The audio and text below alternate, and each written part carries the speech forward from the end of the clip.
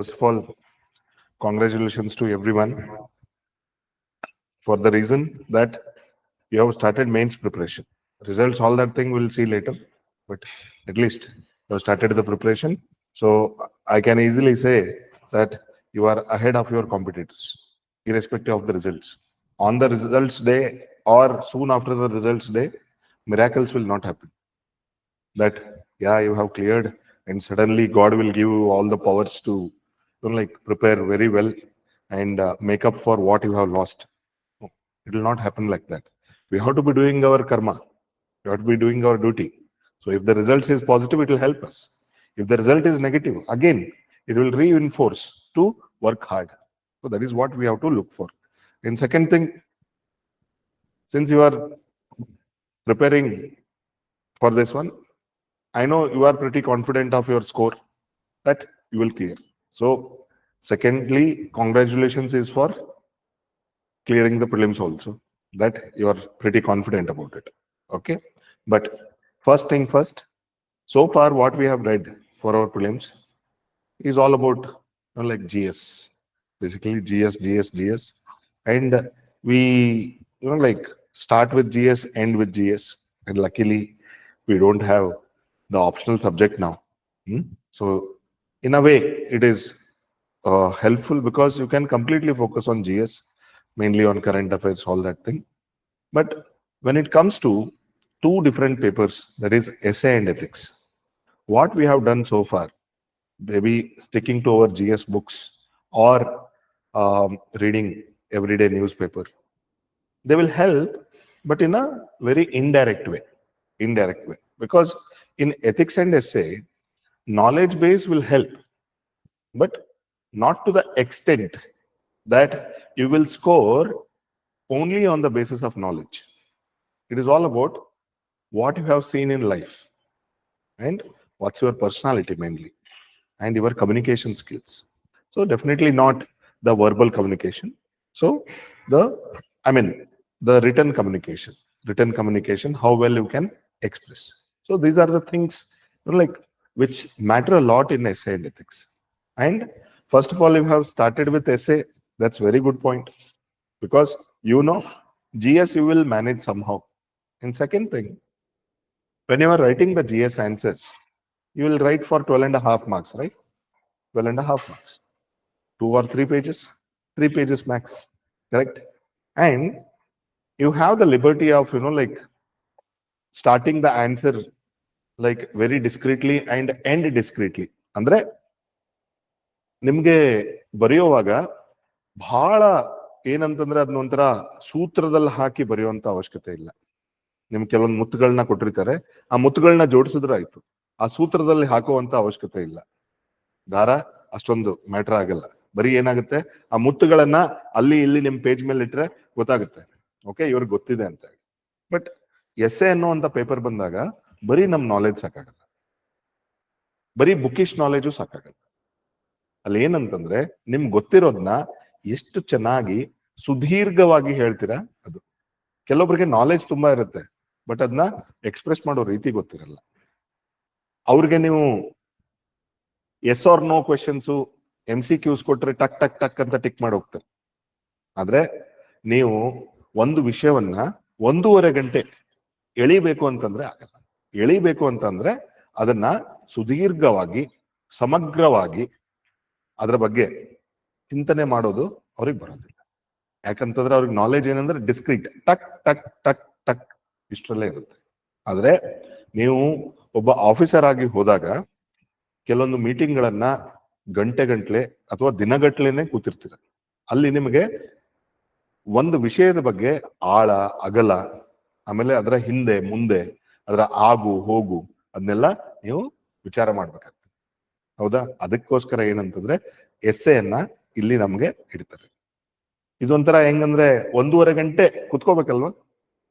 1.5 ಗಂಟೆ ಕುತ್ಕೊಂಡು ಒಂದ್ರ ಬಗ್ಗೆನೇ ಮಾತಾಡ್ಬೇಕು, ಒಂದೇ ವಿಷಯದ ಬಗ್ಗೆ ಮಾತಾಡ್ಬೇಕು. ಸೊ ಒಂದೇ ವಿಷಯದ ಬಗ್ಗೆ ನಿಮ್ಗೆ 12.5 ಮಾರ್ಕ್ಸ್ ಕೊಟ್ರೆ ಏನ್ ಮಾಡ್ತೀರಾ? 3 ಪೇಜಲ್ಲಿ ಟಕ ಟಕ ಟಕ ಅಂತ ಬರೆದು ಹೋಗ್ತೀರಾ.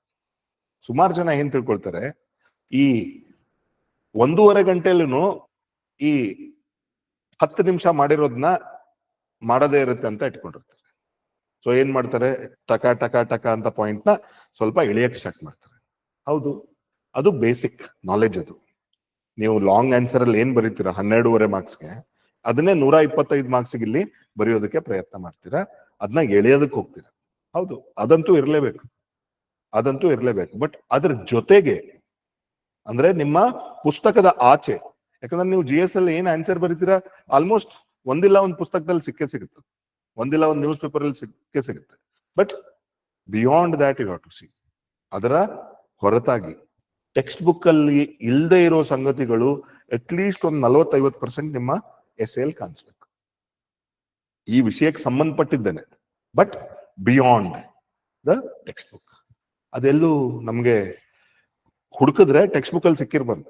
ಇಲ್ಲ ಅಂದ್ರೆ ಟೆಕ್ಸ್ಟ್ ಬುಕ್ ಅಲ್ಲಿ ಸಿಕ್ತು ಅಂತಂದ್ರೆ ಉಳಿದವರು ಬರೀತಾರೆ. ಕರೆಕ್ಟ್, ಟೆಕ್ಸ್ಟ್ ಬುಕ್ ಅಲ್ಲಿ ಇತ್ತು ಅಂತಂದ್ರೆ ಉಳಿದವರು ಬರೀತಾರೆ. ಈಗ ಒಂದು 100 ಜನ ನೀವು ಕಾಂಪೀಟ್ ಮಾಡ್ತಾ ಇರ್ತೀರ, 100 ಜನ ಆ ವಿಷಯಗಳನ್ನ ಬರೆದ್ರೆ ನಮ್ಗೆ ಮಾರ್ಕ್ಸ್ ಕೊಡೋದು ಕಷ್ಟ ಆಗುತ್ತೆ. ಎಲ್ಲರಿಗೂ ಸೇಮ್ ಮಾರ್ಕ್ಸ್ ಕೊಡ್ಬೇಕಲ್ವಾ, ಮತ್ತೆ ಹೆಂಗ್ ಸೆಲೆಕ್ಷನ್ ಹೆಂಗ್ ಮಾಡೋದು? ಅವಾಗ ಹಣೆ ಬರಕ್ ಬಿಡ್ಬೇಕಾಗುತ್ತೆ. ಸೊ ಹಣೆ ಬರಕ್ ಬಿಡಬಾರ್ದು ಅಂತಂದ್ರೆ what you have to do is, ನಿಮ್ಮ ಎಸ್ಸೆ ಪೇಪರ್ ಅಲ್ಲಿ ಒಂದು 50% ಯುನಿಕ್ನೆಸ್ ಅನ್ನ ತರಬೇಕು. ಬೇರೆಯವರು ಬರೀದೇ ಇರೋದನ್ನ ನಾವೇನ್ ಮಾಡ್ತೀವಿ, ಇದನ್ನ ಲಾಂಗ್ ಆನ್ಸರ್ ಅಂತ ತಿಳ್ಕೊಂಡು ಇರೋದನ್ನೇ ಕಚ್ಚಕ್ ಸ್ಟಾರ್ಟ್ ಮಾಡ್ತೀವಿ. ಓಕೆ, ಈ ಎಸ್ಸೆದ್ ಔಟ್ಲೈನ್ ಹೇಳ್ತೀನಿ ನೋಡಿ ನಾನು, ಆಮೇಲೆ ಎಸ್ಸೆ ಒಳಗಡೆ ಬಂದು ಎಲ್ಲ ಹೇಳಕ್ ಸ್ಟಾರ್ಟ್ ಮಾಡಿ. ಎಸ್ಸೆ ಅಲ್ಲಿ ನಮ್ಮ ಪ್ರಾಂತೀಯ ಏನು ಕೆಲವೊಂದು ದನಿಗಳಿದಾವೆ, ಪ್ರಾಂತೀಯ ದನಿಗಳು, ಕರ್ನಾಟಕದಲ್ಲಿರುವಂತ ಪ್ರಾಂತೀಯ ಧ್ವನಿಗಳು. ಅದರಲ್ಲಿ ನಾರ್ತ್ ಕರ್ನಾಟಕ ಒಂದು, ಹೈದರಾಬಾದ್ ಕರ್ನಾಟಕ ಸಪರೇಟ್ ಆಗಿ ನಮ್ಗೆ ರಾಜ್ಯ ಮಾಡಿ ಅಂತ ಯಾರು ಕೇಳ್ತಾ ಇಲ್ಲ. ನಾರ್ತ್ ಕರ್ನಾಟಕ ಅಂತಂದ್ರೆ ಅದ್ರಾಗ ಸ್ವಲ್ಪ ಹೈದರಾಬಾದ್ ಕರ್ನಾಟಕನೂ ಬಂತು, ಆಯ್ತಾ, ಅದೊಂದು ದನಿ. ಎರಡನೇದು ತುಳುನಾಡು ಒಂದು, ಅಥವಾ ನಮ್ಮ ಕೋಸ್ಟಲ್ ಅಂತ ಇಟ್ಕೊಳ್ಳಿ, ಇನ್ನೊಂದು ಕೊಡವ, ಆಯ್ತಾ. ಅದ್ ಬಿಟ್ರೆ ಹಳೆ ಮೈಸೂರು ಅವ್ರು ಏನಾದ್ರು ಕೇಳ್ತಾ ಇದಾರ ನಮ್ಗೆ ಸಪರೇಟ್ ರಾಜ್ಯ ಕೊಡಿ, ರಾಜ್ಯನೇ ಅವ್ರದ್ದಿದೆ. ಈಗ ಇವತ್ತು ನಾವು ಕರ್ನಾಟಕ ಅಂತಂದ್ರೆ ಅದು ಹಳೆ ಮೈಸೂರು ಅಲ್ವಾ. ಬಟ್ ಇದಕ್ಕೆ ಕಾರಣಗಳೇನು, ಇದರ ಹಿಸ್ಟಾರಿಕಲ್ ಬ್ಯಾಕ್ಗ್ರೌಂಡ್ ಏನು, ಯಾಕೆ ಹಿಂಗಾಗಿದೆ, ಆಮೇಲೆ ಯಾಕೆ ನಾವು ಏನು ಒಡೆದು ಹೋಗ್ತಾ ಇದ್ದೀವಿ, ಯಾಕೆ? ಯಾರೋ ಒಬ್ಬ ಶ್ರೀಮಂತ ಆಗ್ತಾ ಇದ್ರೆ ಬಡವ ಇದ್ದವನ್ ಏನ್ ಮಾಡ್ತಾನೆ ಅಂತಂದ್ರೆ ಆದಷ್ಟು ಅವನಿಂದ ದೂರ ಇರೋದಕ್ಕೆ ಪ್ರಯತ್ನ ಮಾಡ್ತಾನೆ, ಇಲ್ಲ ಅಂತಂದ್ರೆ ಅವನ್ ತಲೆ ಹೊಡೆಯೋದಕ್ಕೆ ಟ್ರೈ ಮಾಡ್ತಾನೆ. ಸೊ ಇವತ್ತೇನಾಗ್ತಿದೆ, ನಮ್ಮಲ್ಲಿ ರೀಜನಲ್ ಇಂಬ್ಯಾಲೆನ್ಸ್ ಬಹಳ ಆಗ್ತದೆ. ಬೆಂಗಳೂರು ಅನ್ನೋದು ಬೃಹತ್ವಾಗಿ ಬೆಳೆದಿದೆ. ಯಾರ ಒಂದು ಏನು ಏನ್ ಹೇಳ್ತೀವಿ ಇಂಗ್ಲಿಷ್ ಅಲ್ಲಿ, at the cost of what? Bengaluru ಇವತ್ತು ಬೆಳೆದಿದೆ ಅಂತಂದ್ರೆ at the cost of what? At the cost of other reasons, right? So it's a zero sum game. ಒಬ್ಬ ಶ್ರೀಮಂತ ಆಗ್ತಿದ್ದಾನಂದ್ರೆ ಇಂಡೈರೆಕ್ಟ್ಲಿ ಇನ್ನೊಬ್ಬ ಬಡವಾಗ್ತಾ ಇದೆ. ಕರೆಕ್ಟ್, ಯಾಕಂದ್ರೆ ನಮ್ಮಲ್ಲಿ ಇರೋ ರಿಸೋರ್ಸ್ಗಳು ಆಲ್ಮೋಸ್ಟ್ ಲಿಮಿಟೆಡ್, ನಿಯಮಿತವಾಗಿರ್ತವೆ. ಒಬ್ಬನ ಹತ್ರ ಜಾಸ್ತಿ ಇದೆ ಅಂದ್ರೆ ಇನ್ನೊಬ್ಬನ ಹತ್ರ ಕಡಿಮೆ. ಸೊ ಹಂಗ್ ಬೆಳೆದಿರುವಾಗ ಈ ಏನು ಅಂದ್ರೆ ನಮಗೆ ಬೇರೆ ರಾಜ್ಯ ಬೇಕು ಅನ್ನುವಂತಹ ಕೂಗ್ ಅನ್ನೋದೇನಿದೆ ಅದು ನ್ಯಾಚುರಲ್ ಆಗಿ ಬರುತ್ತೆ, ಆಯ್ತಾ. ನೀವು ಒಂದ್ ವೇಳೆ ಆನ್ಸರ್ ಬರಿಬೇಕಾದ್ರೆ ಇಷ್ಟೇ, ಇವು 3 ಇದಕ್ಕೆ ಕಾರಣ, ಈಗ ಹೇಗ್ ನಡೀತಾ ಇದೆ, ಇದಕ್ಕೊಂದು ಏನು ಪರಿಹಾರ ಏನು, ಇದಿಷ್ಟು ಬರೆದ್ರೆ ಮುಗಿದು. ಬಟ್ ಇದನ್ನೇನ್ ಮಾಡೋದು, ನಾವು ಒಂದು 14-15 ಪೇಜ್ ವರೆಗೂ ಬರಿಬೇಕಲ್ಲ, ದಟ್ ಇಸ್ ಅ ಚಾಲೆಂಜ್. ಅದಷ್ಟು ಈಸಿಯಾಗಿ ಆಗಲ್ಲ. ಅದಕ್ಕೇನಂತಂದ್ರೆ ನೀವು ಕಲೆ ಹಾಕೋಬೇಕು. You have to think about the points. ನಾವು ಸಡನ್ ಆಗಿ ಬರೆಯಕ್ ಸ್ಟಾರ್ಟ್ ಮಾಡಿದ್ರೆ ಏನೂ ಬರಲ್ಲ. 1.5 ಗಂಟೆಯಲ್ಲಿ ಬರಿಬೇಕಾಗಿರೋದು ನೀವು 1 ಗಂಟೆ ಮಾತ್ರ. ಇನ್ನು ಅರ್ಧ ಗಂಟೆ ಏನ್ ಮಾಡ್ಬೇಕು, ಕಲೆ ಹಾಕ್ಬೇಕು, ಈ ಪಾಯಿಂಟ್ಸ್ ಗಳನ್ನ ಕಲೆ ಹಾಕ್ಬೇಕು. ಆಮೇಲೆ ಪಾಯಿಂಟ್ಸ್ ಅಂತಂದ್ರೆ ನಮ್ಗೆ ಮುತ್ತುಗಳನ್ನ ಸೇರಿಸಿಟ್ಕೋಬೇಕು ಒಂದ್ ಬಟ್ಲಲ್ಲಿ. ಆಮೇಲೆ ನೆಕ್ಸ್ಟ್ ಏನಿದೆ ಅಂತಂದ್ರೆ ಅವನ್ನ ಪೋಣ್ಸಕ್ ಸ್ಟಾರ್ಟ್ ಮಾಡ್ಬೇಕು. ಪೋಣ್ಸಕ್ ಹೆಂಗಂತಂದ್ರೆ ಮೊದಲೇದ್ ಯಾವ್ದು ತಗೊಳ್ತೀರಾ, ನಂತರದಲ್ಲಿ ಯಾವ್ದು ತಗೊಳ್ತೀರಾ, ಅದು ಪೋಣ್ಸೋದನ್ನು. ಅರ್ಥ ಆಗ್ತಿದ್ಯಾ? ಆಮೇಲೆ ಪೋಣ್ಸಕ್ ಸ್ಟಾರ್ಟ್ ಮಾಡ್ಬೇಕು. ಸೊ ಎಸ್ಸೆಲ್ ಮೇನ್ ಆಗಿರೋದೇನಂತಂದ್ರೆ ಪೋಣ್ಸೋ ಕೆಲಸ. ಯಾವ್ದಾದ್ಮೇಲೆ ಏನ್ ಬರುತ್ತೆ. ಈಗ ಒಂದಿಷ್ಟು ಹೂವ ತಂದು ಕೊಡ್ತೀನಿ ನಾನು ನಿಮ್ಗೆ, ಒಂದ್ 4-5 ತರದ ಹೂವ ತಂದು ಕೊಡ್ತೀನಿ, ಆಯ್ತಾ. ಒಂದು ಅರ್ಧ kg ಅಷ್ಟು ಹೂವ ತಂದು ಕೊಡ್ತೀನಿ. ನಿಮ್ಗೆ ಏನ್ ಹೇಳ್ತೀನಿ ನಾನು, ಮಾಲೆ ಮಾಡಿ ಅಂತ ಹೇಳ್ತೀನಿ. ಮಾಲೆ ಮಾಡಿ ಅಂತ ಹೇಳ್ತೀನಿ. ಅವಾಗ ಏನ್ ಮಾಡ್ತೀರಾ ನೀವು, ಎಲ್ಲರೂ ಸೇಮ್ ಮಾಲೆ ಮಾಡ್ತೀರಾ? ನೋಡಕ್ಕೆ ಯೋಚನೆ ಮಾಡಿ, ಯಾವಾಗಾದ್ರೂ ಸೇಮ್ ಮಾಲೆ ಕಾಣಿಸುತ್ತಾ? ಬೇರೆ ಬೇರೆ. ಯಾಕಂದ್ರೆ ನೀವು ಅರೇಂಜ್ ಮಾಡಿರೋ ರೀತಿ ಇರುತ್ತಲ್ಲ, ಅದು ನೀವು ಡಿಸೈಡ್ ಮಾಡಿರ್ತೀರ, ಬೇರೆಯವ್ರು ಡಿಸೈಡ್ ಮಾಡಲ್ಲ. ಹೌದಾ? ಸೇಮ್ ಹೂವಗಳೇ ಕೊಟ್ಟಿದ್ದೀನಿ, ಸೇಮ್ ಕ್ವಾಂಟಿಟಿನೇ ಕೊಟ್ಟಿದ್ದೀನಿ, ನಿಮ್ಮ ಮಾಲೆ ಇನ್ನೊಬ್ಬರ ಮಾಲೆಗಿಂತ ಚೇಂಜ್ ಆಗುತ್ತೆ. Yes, definitely. ಸೊ ಅದೇ ತರ ನಮ್ಮ ಎಸ್ಸೆ ಇರ್ಬೇಕು. ನಮ್ಮ ಎಸ್ಸೆ ಹೆಂಗಂತಂದ್ರೆ ನಿಮ್ ಮಾಲೆಗೂ ಫುಲ್ ಮಾರ್ಕ್ಸ್ ಸಿಗುತ್ತೆ, ಇನ್ನೊಬ್ಬರ ಮಾಲೆಗೂ ಫುಲ್ ಮಾರ್ಕ್ಸ್ ಸಿಗುತ್ತೆ. ಬಟ್ ನಾವ್ ಏನ್ ಮಾಡ್ತೀವಿ, ಇದೇ ಇರ್ಬೇಕು ಅಂತ ಹೇಳಿ ನಾವು ಕಟ್ಟುಪಾಡುಗಳನ್ನ ಹಾಕೊಳ್ತೀವಿ. ಇದು ಇರ್ಲೇಬೇಕು ಅಂತ. ಕೆಲವೊಂದು ಇರ್ಲೇಬೇಕು, ಹೌದು. ಮಾಲೆಯಲ್ಲಿ ಹೂ ಅಂತೂ ಇರ್ಲೇಬೇಕು, ಬರೀ ದಾರ ಇದ್ರೇನು ಆಗಲ್ಲ. ಕರೆಕ್ಟ್, ಹೂ ಅಂತೂ ಇರ್ಲೇಬೇಕು. ಆ ಹೂ ನಿಮ್ ನಾಲೆಡ್ಜ್. ದಾರ ಏನು, ಅದು ನಿಮ್ಮ ಆರ್ಡರ್ ಅನ್ನ ಡಿಸೈಡ್ ಮಾಡುತ್ತೆ. ನಿಮ್ಮ ನಾಲೆಜ್ ಆರ್ಡರ್, ಯಾವ್ದು ಮೊದಲು, ಯಾವ್ದು ಆಮೇಲೆ, ಯಾವ್ದನ್ನ ಜಾಸ್ತಿ ಯೂಸ್ ಮಾಡಿದೀರಾ ಅದ್ ಗೊತ್ತಾಗುತ್ತೆ ನಿಮ್ಗೆ. 5 ತರದ್ದು ಕಲರ್ ಇರುತ್ತೆ ಹೂವ. ನೀವು ಯಾವ್ದೋ ಒಂದು ಕಲರ್ ನಿಮ್ಗೆ ಮನ್ಸಿಗೆ ತುಂಬಾ ಇಷ್ಟ ಆಗುತ್ತೆ, ಅದು ನಿಮ್ಮ ಪರ್ಸನಾಲಿಟಿ. ಅದನ್ನ ನೀವು ಇಲ್ಲಿ ಏನಂತಂದ್ರೆ ತೋರಿಸ್ಬೇಕು. ನಾವು ಅದನ್ನ ಬಿಟ್ಟು ಏನ್ ಮಾಡ್ತೀವಿ, ನಾವು ಎಲ್ಲಾ ಹೂಗಳನ್ನ, ಇದು ಮೊದಲನೇ ಜಾತಿಯ ಹೂವು, ಇದು 2ನೇ ಜಾತಿಯ ಹೂವು, ಇದು 3ನೇ ಜಾತಿಯ ಹೂವು, ಮಾಲೆ ಆಗಲ್ಲ.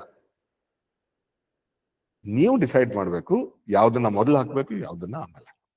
So this is what is the structure. ಅರ್ಥ ಆಯ್ತಾ? ಆಮೇಲೆ ಇಂಟ್ರೊಡಕ್ಷನ್ ಅನ್ನೋದು ಇರಲೇಬೇಕು, ಕನ್ಕ್ಲೂಷನ್ ಅನ್ನೋದು ಇರಲೇಬೇಕು. ಬಹಳಷ್ಟು ಜನ ಏನ್ ಕನ್ಫ್ಯೂಸ್ ಮಾಡ್ಕೊಳ್ತಾರೆ ಅಂತಂದ್ರೆ, ನಮ್ಮ ಹಿಸ್ಟಾರಿಕಲ್ ಬ್ಯಾಕ್ ಗ್ರೌಂಡ್ ಅಂತ ಏನ್ ಸ್ಟಾರ್ಟ್ ಮಾಡ್ತೀವಲ್ಲ ನಾವು, ಇದರ ಇತಿಹಾಸ, ಇದರ ಹಿನ್ನೆಲೆ ಅಂತ ಹೇಳಿ what do we start, people think that itself is the introduction. No, that is the beginning of the body. See, if this is your body, introduction is separate and conclusion is separate. What do people think? What do they begin? They think that it is equivalent to this intro. And finally people suggest something, ಹೀಗ್ ಮಾಡ್ಬೇಕು, ಸ್ಕೀಮ್ಗಳನ್ನ apply ಮಾಡ್ಬೇಕು.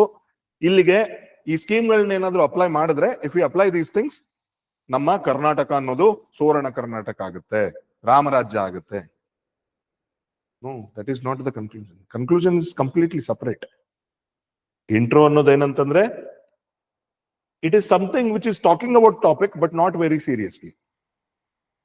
Slow ಆಗಿ ಯಾವುದೋ ಒಂದು ಕತೆ ಮುಖಾಂತರ, ಯಾವುದೋ ಒಂದು ಘಟನೆ ಮುಖಾಂತರ, ಯಾವುದೋ ಒಂದು ಕೇಸ್ ಸ್ಟಡಿ ಮುಖಾಂತರ ಸ್ಟಾರ್ಟ್ ಮಾಡುವಂಥದ್ದು. ಇದೊಂಥರ ಫಿಲ್ಮ್ ಬಿಗಿನಿಂಗ್ ಇದ್ದಂಗೆ. ಫಿಲ್ಮ್ ಬಿಗಿನಿಂಗ್ ಬಂದ ತಕ್ಷಣ, ಇವನು ಹೀರೋ, ಇವಳು ಹೀರೋಯಿನ್ನು ಅಂತ ಯಾರಾದ್ರೂ ಇಂಟ್ರೊಡ್ಯೂಸ್ ಮಾಡ್ತಾರೆ? ಹೀರೋ ಎಲ್ಲೋ ಇರ್ತಾನೆ, ಹೀರೋಯಿನ್ ಎಲ್ಲೋ ಇರ್ತಾರೆ. ಸ್ಟಾರ್ಟ್ ಆಗೋದು ಯಾವ್ದ್ರಿಂದನೋ ಆಗುತ್ತೆ. ಯಾವುದೋ ಒಂದು ಸಮುದ್ರದಿಂದ ಆಗುತ್ತೆ, ಯಾವುದೋ ಒಂದು ಕಾಡಿಂದ ಆಗುತ್ತೆ, ಯಾವುದೋ ಒಂದು ಪ್ರಾಣಿಯಿಂದ ಆಗುತ್ತೆ, ಯಾವುದೋ ಒಂದು ಸಣ್ಣ ಕಿಚನ್ ಇಂದ ಸ್ಟಾರ್ಟ್ ಆಗುತ್ತೆ. ಸೊ ಆ ತರ ಏನಂತಂದ್ರೆ, ನಮ್ಗಿಲ್ಲಿ ಸುದೀರ್ಘವಾಗಿ ಚರ್ಚೆ ಮಾಡೋದಕ್ಕೆ 70% ಜಾಗ ಇದೆ. ನಾವ್ ಯಾಕೆ ಇಲ್ಲೇ ಸ್ಟಾರ್ಟ್ ಮಾಡ್ಬೇಕಂದ್ರೆ, ಇಲ್ಲಿ ಈ 20% ಅನ್ನೋದೇನಿದೆ, ಇದನ್ನ ಸ್ವಲ್ಪ ರುಚಿಕರವಾದದ್ದು, ರಸಭರಿತವಾದದ್ದನ್ನ ತಗೊಂಡ್ ಬನ್ನಿ. ಇದಕ್ಕೆ ರಿಲೇಟೆಡ್ ಇದೆ, ಟಾಪಿಕ್ ರಿಲೇಟೆಡ್ ಇದೆ. ಕಡೆಗೆ ಇಲ್ಲಿ 10% ಏನಿದೆ ಅಲ್ಲ, ಈ 10% ಮಾತ್ರ ನೀವು ಏನಂತಂದ್ರೆ, ಒಬ್ಬ ಸ್ಟೇಟ್ಸ್ಮನ್ ಅಂದ್ರೆ ಗೊತ್ತಾ, ಮುತ್ಸದ್ದಿ ಅಂತ ಕರಿತೀವಿ. ಆಯ್ತಾ? ಅವನೇನಂತಂದ್ರೆ ಬರೀ ಒಬ್ಬ ಮನುಷ್ಯ ಅಲ್ಲ, ಬರೀ ಒಬ್ಬ ರಾಜಕಾರಣಿ ಅಲ್ಲ, ಬರೀ ಒಬ್ಬ ಏನು ಕಾರ್ಯಪಾಲಕ ಅಲ್ಲ, ಬಟ್ ಅವನೇನಂತಂದ್ರೆ he is a visionary. So ಈ ಟಾಪಿಕ್ ಅನ್ನ ಇಟ್ಕೊಂಡು ನೀವು ಏನ್ ವಿಷನ್ ಇದೆ ನಿಮ್ಗೆ, ವಾಟ್ ವಿಷನ್ ಯು ಹ್ಯಾವ್, ಅದನ್ನ ಇಲ್ಲಿ ಆ ವಿಷನ್ ಇನ್ನ ಸ್ವಲ್ಪ ಏನಂತಂದ್ರೆ ಸಾಹಿತ್ಯಿಕವಾಗಿ ಬರಿಬೇಕು. ಅದರಲ್ಲಿ ರಸಧ್ವನಿಗಳು ಬರಬೇಕು. ಅಂದ್ರೆ ಓದೋನಿಗೆ ಖುಷಿ ಆಗ್ಬೇಕಲ್ವಾ? ನಾವು ವಾರ್ತೆ ಓದಿದ್ರೆ ನಮ್ಗೆ ಖುಷಿ ಆಗಲ್ಲ, ಆದ್ರೆ ಆ ವಾರ್ತೆಯನ್ನ ಒಂದು ಸಾಹಿತ್ಯಿಕವಾಗಿ ಯಾವುದೋ ಒಂದು ಪದ್ಯ, ಯಾವುದೋ ಒಂದು ಕತೆ ತರ ಹೇಳಿದ್ರೆ ಸ್ವಾರಸ್ಯಕರ ಅನ್ಸುತ್ತೆ. ಸೊ ನಾವು ಮಾಡ್ಬೇಕಾಗಿರೋದು ಅದನ್ನ. ಇಲ್ಲೆಲ್ಲ ನಾವು ಏನಂತಂದ್ರೆ, ನಾವು ಫ್ಯಾಕ್ಟ್ಸ್ ಅನ್ನ ಬರಿತೀವಿ, ಸತ್ಯಾಂಶಗಳನ್ನ ಬರಿತೀವಿ. ಆ ಸತ್ಯಾಂಶಗಳನ್ನ ನಾವು ರಸಭರಿತವಾಗಿ ಹೇಳಲ್ಲ. ನಾವೇನ್ ಮಾಡ್ತೀವಿ, ವಾರ್ತೆ ತರ, ಕರ್ನಾಟಕದಲ್ಲಿ ಇಷ್ಟು ರಾಜ್ಯಗಳಿವೆ, ಈ ರಾಜ್ಯಗಳಲ್ಲಿ ಇಷ್ಟು ರಾಜ್ಯಗಳು ಮುಂಬೈ ಕರ್ನಾಟಕದಲ್ಲಿ ಇದ್ದವು. ಮಜಾ ಬರುತ್ತೆ? ಇವ್ಯಾಲ್ಯುವೇಟರ್ ಏನ್ ಮಾಡ್ಬೇಕ್ರಿ, 14-15 ಪೇಜ್ ಓದ್ಬೇಕು. ಅವನು ಏನ್ ಮಾಡ್ತಾನೆ? ಅವ್ನ್ ಗೊತ್ತಿರೋದೇ ಬರ್ದಿದಿರಲ್ವಾ ನೀವು? ಅವ್ನ್ ಗೊತ್ತಿಲ್ವಾ 31 ಜಿಲ್ಲೆಗಳಿದಾವ? ಅವ್ನ್ ಗೊತ್ತಿದೆ ತಾನೆ ಅವ್ನಿಗೆ. ಅದನ್ನೇ ಸ್ವಲ್ಪ ಚಂದಾಗಿ ಹೇಳಿ. ಹಂಗಂತ ಹೇಳಿ ಬರೀ ಭಾಷಣ ಮಾಡ್ಬಾರ್ದು. ಕೆಲವೊಬ್ರದ್ದು ಹೆಂಗಂತಂದ್ರೆ 24/7 ನ್ಯೂಸ್ ಚಾನೆಲ್ ಇರ್ತಾವಲ್ಲ, ಹಂಗಿರುತ್ತೆ ಎಸ್ಸೆ. ಬರೀ ಅದ್ರಲ್ಲಿ ಏನಂತಂದ್ರೆ ಸೆನ್ಸೇಷನಲಿಸಮ್ ಅಂತಂತಂದ್ರೆ, ಅದು ವಾರ್ತೆ ತರ ಹೇಳೋದಿಲ್ಲ, ಅದನ್ನೇನೇನೋ ಮಾಡಿ ಹೇಳೋದನ್ನ. ಆಯ್ತಾ? ಅದು ಕೂಡ ಬೇಡ ನಮ್ಗೆ. ಸ್ವಲ್ಪ ಸ್ವಾರಸ್ಯಕರ. ಗೊತ್ತಾಯ್ತಾ? ವಾರ್ತೆನ ಸ್ವಲ್ಪ ರಸಭರಿತವಾಗಿ ಹೇಳುವಂತ ಕೆಲಸವನ್ನ ಮಾಡ್ಬೇಕು. ಸೊ ಎಸ್ಪೆಷಲಿ ನಮ್ಮ ಕನ್ಕ್ಲೂಷನ್ ಅಲ್ಲಿ ಏನಂತಂದ್ರೆ, ಅಲ್ಲಿ ನಿಮ್ಮ ಕಾಳಜಿ ಇದೆ ಅಲ್ಲ, ನಿಮ್ಮ ಕಾಳಜಿ ಎದ್ದು ಕಾಣ್ಬೇಕು. ಆ ಕಾಳಜಿ ಹೆಂಗಂತಂದ್ರೆ ಆ ರಾಜ್ಯಕ್ಕೋಸ್ಕರ, ದೇಶಕ್ಕೋಸ್ಕರ, ಸಮಾಜಕ್ಕೋಸ್ಕರ ಇರುವಂತ ಕಾಳಜಿ ಇಲ್ಲಿ ವ್ಯಕ್ತಪಡಿಸ್ಬೇಕು. ಅವಾಗ ಅವನು ಇವ್ಯಾಲ್ಯೂಯೇಟರ್ ಮಾಡೋನು, ಓ ಎಂತ ಕ್ಯಾಂಡಿಡೇಟ್ ಇದು, ಸೂಪರ್, ಇಂಥ ಕ್ಯಾಂಡಿಡೇಟ್ ನಮ್ಗೆ ಏನ್ ಬೇಕು, ಸೇವೆಯಲ್ಲಿ ಬೇಕು ಅನ್ನೋದನ್ನ. ಇಲ್ಲಿ ಜನ ಏನ್ ಬರೀತಾರೆ ಅಂತಂದ್ರೆ, ಮೇಲೆ ಸೂಚಿಸಿರುವ ಕಾರ್ಯಕಲಾಪಗಳನ್ನು ನಾವು ಸರಿಯಾಗಿ ನಿಭಾಯಿಸಿದರೆ ನಮ್ಮ ಕರ್ನಾಟಕವು ಸುವರ್ಣ ಕರ್ನಾಟಕ. ಅದು ಕನ್ಕ್ಲೂಷನ್ ಅಲ್ಲ. ಅಲ್ಲಿ ಏನಾಯ್ತದು, you are just ending on answer ಅಷ್ಟೇ. ಬಟ್ ಹಿಯರ್ ಕನ್ಕ್ಲೂಷನ್ ಏನು, ಹೌದು ಇದು ಒಳ್ಳೆಯ ಒಂದು ಬೆಳವಣಿಗೆ ಅಲ್ಲ, ಇದಕ್ಕೆ ನಾವು ಕಡಿವಾಣ ಹಾಕ್ಬೇಕು. ಆ ಕಡಿವಾಣ ಹಾಕ್ಬೇಕಂತಂದ್ರೆ ಏನೇನ್ ಮಾಡ್ಬೇಕು. ಸೊ ಮುಂದೆ ಒಂದು 30-40 ವರ್ಷ ಆದ್ಮೇಲೆ ನಮ್ಮ ಕರ್ನಾಟಕವನ್ನ ನೀವು ಹೇಗ್ ನೋಡ್ತೀರಾ? ಈಗ ನೀವು ಬರ್ದಿರ್ತೀರಾ ಇಂಬ್ಯಾಲೆನ್ಸ್ ಬಹಳ ಇದೆ. ಮುಂದೆ 40 ವರ್ಷ ಆದ್ಮೇಲೆ ಕರ್ನಾಟಕದಲ್ಲಿ ಏನು? ಹೈದರಾಬಾದ್ ಕರ್ನಾಟಕ ಮೊದಲು ಯಾವ ರೀತಿಯಾಗಿ ಚಿನ್ನ, ವಜ್ರ, ವೈಡೂರ್ಯಗಳಿಗೆ ಹೆಸರುವಾಸಿಯಾಗಿತ್ತು, ನೀವು ಅಲ್ಲಿಂದ ಮತ್ತೆ ಅದನ್ನ ಸಂಪತ್ ಭರಿತವಾಗಿ ಮಾಡ್ತೀರಾ. ಹಂಪಿಯನ್ನ ನಾವು ಇವತ್ತೇನು ಹಾಳು, ಕೊಂಪೆ ಅಂತ ಏನ್ ಕರಿತೀವಿ, ಅದೇನಾಗ್ಬೇಕಿದು ಮತ್ತೆ ಅದು ವೈಭವದ ಉತ್ತುಂಗಕ್ಕೆ ಹೋಗೋ ತರ ನೀವು ನೋಡ್ಬೇಕು. ಮುಂಬೈ ಕರ್ನಾಟಕದಲ್ಲಿ ಹೇಗೆ ಕಿತ್ತೂರು ಆಡಳಿತ ಅಥವಾ ಮರಾಠ ಆಡಳಿತದಲ್ಲಿ ಯಾವ ರೀತಿಯಾಗಿ ಒಂದು ರೀತಿಯಾದಂತಹ ಏನು ರೋಷ, ಆಮೇಲೆ ಆ ಏನು ಶೂರತ್ವ ಅನ್ನೋದಿತ್ತು, ಮತ್ತೆ ಆ ನಾಡಿನಲ್ಲಿ ಬರ್ಬೇಕು. ಅಲ್ಲಿಂದ ಏನಂತಂದ್ರೆ ನಮಗೆ ಮತ್ತೆ ನಾಯಕರನ್ನ ಹುಟ್ಟಿಸ್ಬೇಕು ಅನ್ನುವಂತ ಛಲ ಬರ್ಬೇಕು. ಸೊ ಇದು ಹೆಂಗಂತಂದ್ರೆ, ಓದುವಾಗ ಒಬ್ಬನಿಗೆ ಒಂಥರ ರೋಮಾಂಚನ ಆಗುವಂತ ಇದು ಬರ್ಬೇಕು, ಅದನ್ನ ಬರಿಬೇಕು. ಆಯ್ತಾ? ಸೊ ಎಸ್ ಎಲ್ ಇರೋದಿದೆ. ನಿಮ್ಗೆ GS ಅಲ್ಲಿ ಇದನ್ನೆಲ್ಲ ಬರೆಯಕ್ಕಾಗಲ್ಲ, ಯಾಕಂದ್ರೆ ಟೈಮೇ ಇಲ್ಲಲ್ಲ. ಟಕ್ ಟಕ್ ಅಂತ 2 ಲೈನ್ ಕನ್ಕ್ಲೂಷನ್ ಮಾಡಿ ಹೋಗ್ತೀರಾ. ಅಲ್ಲಿ ಬರೀರಿ, ಈ ಮೇಲಿನ ಪಾಯಿಂಟ್ಗಳನ್ನ ನಾವು ಏನಾದ್ರೂ ಇಂಪ್ಲಿಮೆಂಟ್ ಮಾಡಿದ್ರೆ ಕರ್ನಾಟಕ ಸುವರ್ಣ ಕರ್ನಾಟಕ, ನೋ ಪ್ರಾಬ್ಲಮ್. ಅಲ್ಲಿ ಕೊಡೋದೇ ಅರ್ಧ ಮಾರ್ಕ್ ಅದಕ್ಕೆ ಕನ್ಕ್ಲೂಷನ್. ಬಟ್ ಇಲ್ಲಿ ಕನ್ಕ್ಲೂಷನ್ ನಾವು ನೋಡಿ 10% ಮಾರ್ಕ್ಸ್, ಇಲ್ಲಿ 20% ಮಾರ್ಕ್ಸ್ ಕೊಡ್ತೀವಿ. ಸೊ ಸ್ವಲ್ಪ ಕ್ಲೀನ್ ಆಗಿ ಅದ್ರ ಬಗ್ಗೆ ಫೋಕಸ್ ಮಾಡಿ. ಇಲ್ಲೆಲ್ಲ ಬರೀರಿ ನೀವು, ಇಲ್ಲಿ ಏನೇನ್ GS ಅಲ್ಲಿ ಬರೀತೀರಾ ಅದನ್ನೆಲ್ಲ ಬರೀರಿ, ಬಟ್ ಸ್ವಲ್ಪ ಸುದೀರ್ಘವಾಗಿ ರಸಭರಿತವಾಗಿ ಚರ್ಚೆ ಮಾಡಿ. ಓಕೆನಾ? Right.